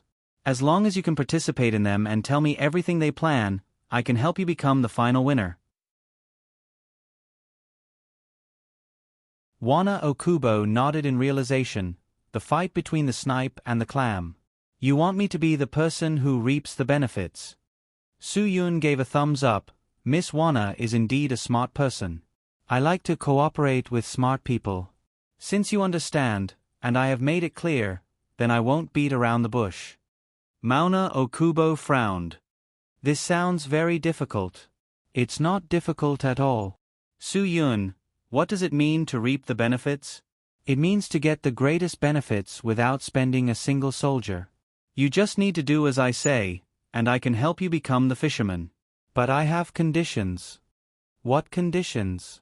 Wana Okubo was startled. I said it before. What I want is money. Su-Yun, as long as I can get the money, I will help you. It depends on whether you are willing to pay the money or not. Wana Okubo stared at Su-yun for a long time, and finally said, "How much do you want?" 10 billion yen. Su-yun's answer was very simple. 10 billion yen. Wana Okubo's eyes widened. Are you crazy about money? Where can I get 10 billion yen for you? Do you know how much money the Okubo family has left in a year? Of course I know. Su-yun. It must be more than this number. Otherwise, why would Chimei give me the Buddha's head worth 6 billion yen? It is more than this. But it won't be much more. But you are asking for too much. Wana Okubo couldn't accept Su-yun's request.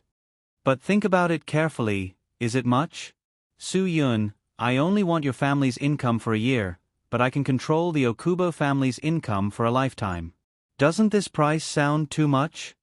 It indeed didn't sound like much. Wana Okubo was only in her 20s. If she had the final say in the family from now on, then everything would be hers. Are you sure you can help me? Su-yun nodded. Of course I can help you. Otherwise, I wouldn't have told you this. Okay, then our cooperation will take effect now. Wana Okubo said, I will go to them now and help you inquire about their plans. Then I wish us a happy cooperation. Su-yun nodded and finally sent this woman away. He also arranged a spy beside her. You're tuning in to the Narrate and Escape YouTube channel. Don't forget to subscribe and join us on this journey to catch the most captivating stories.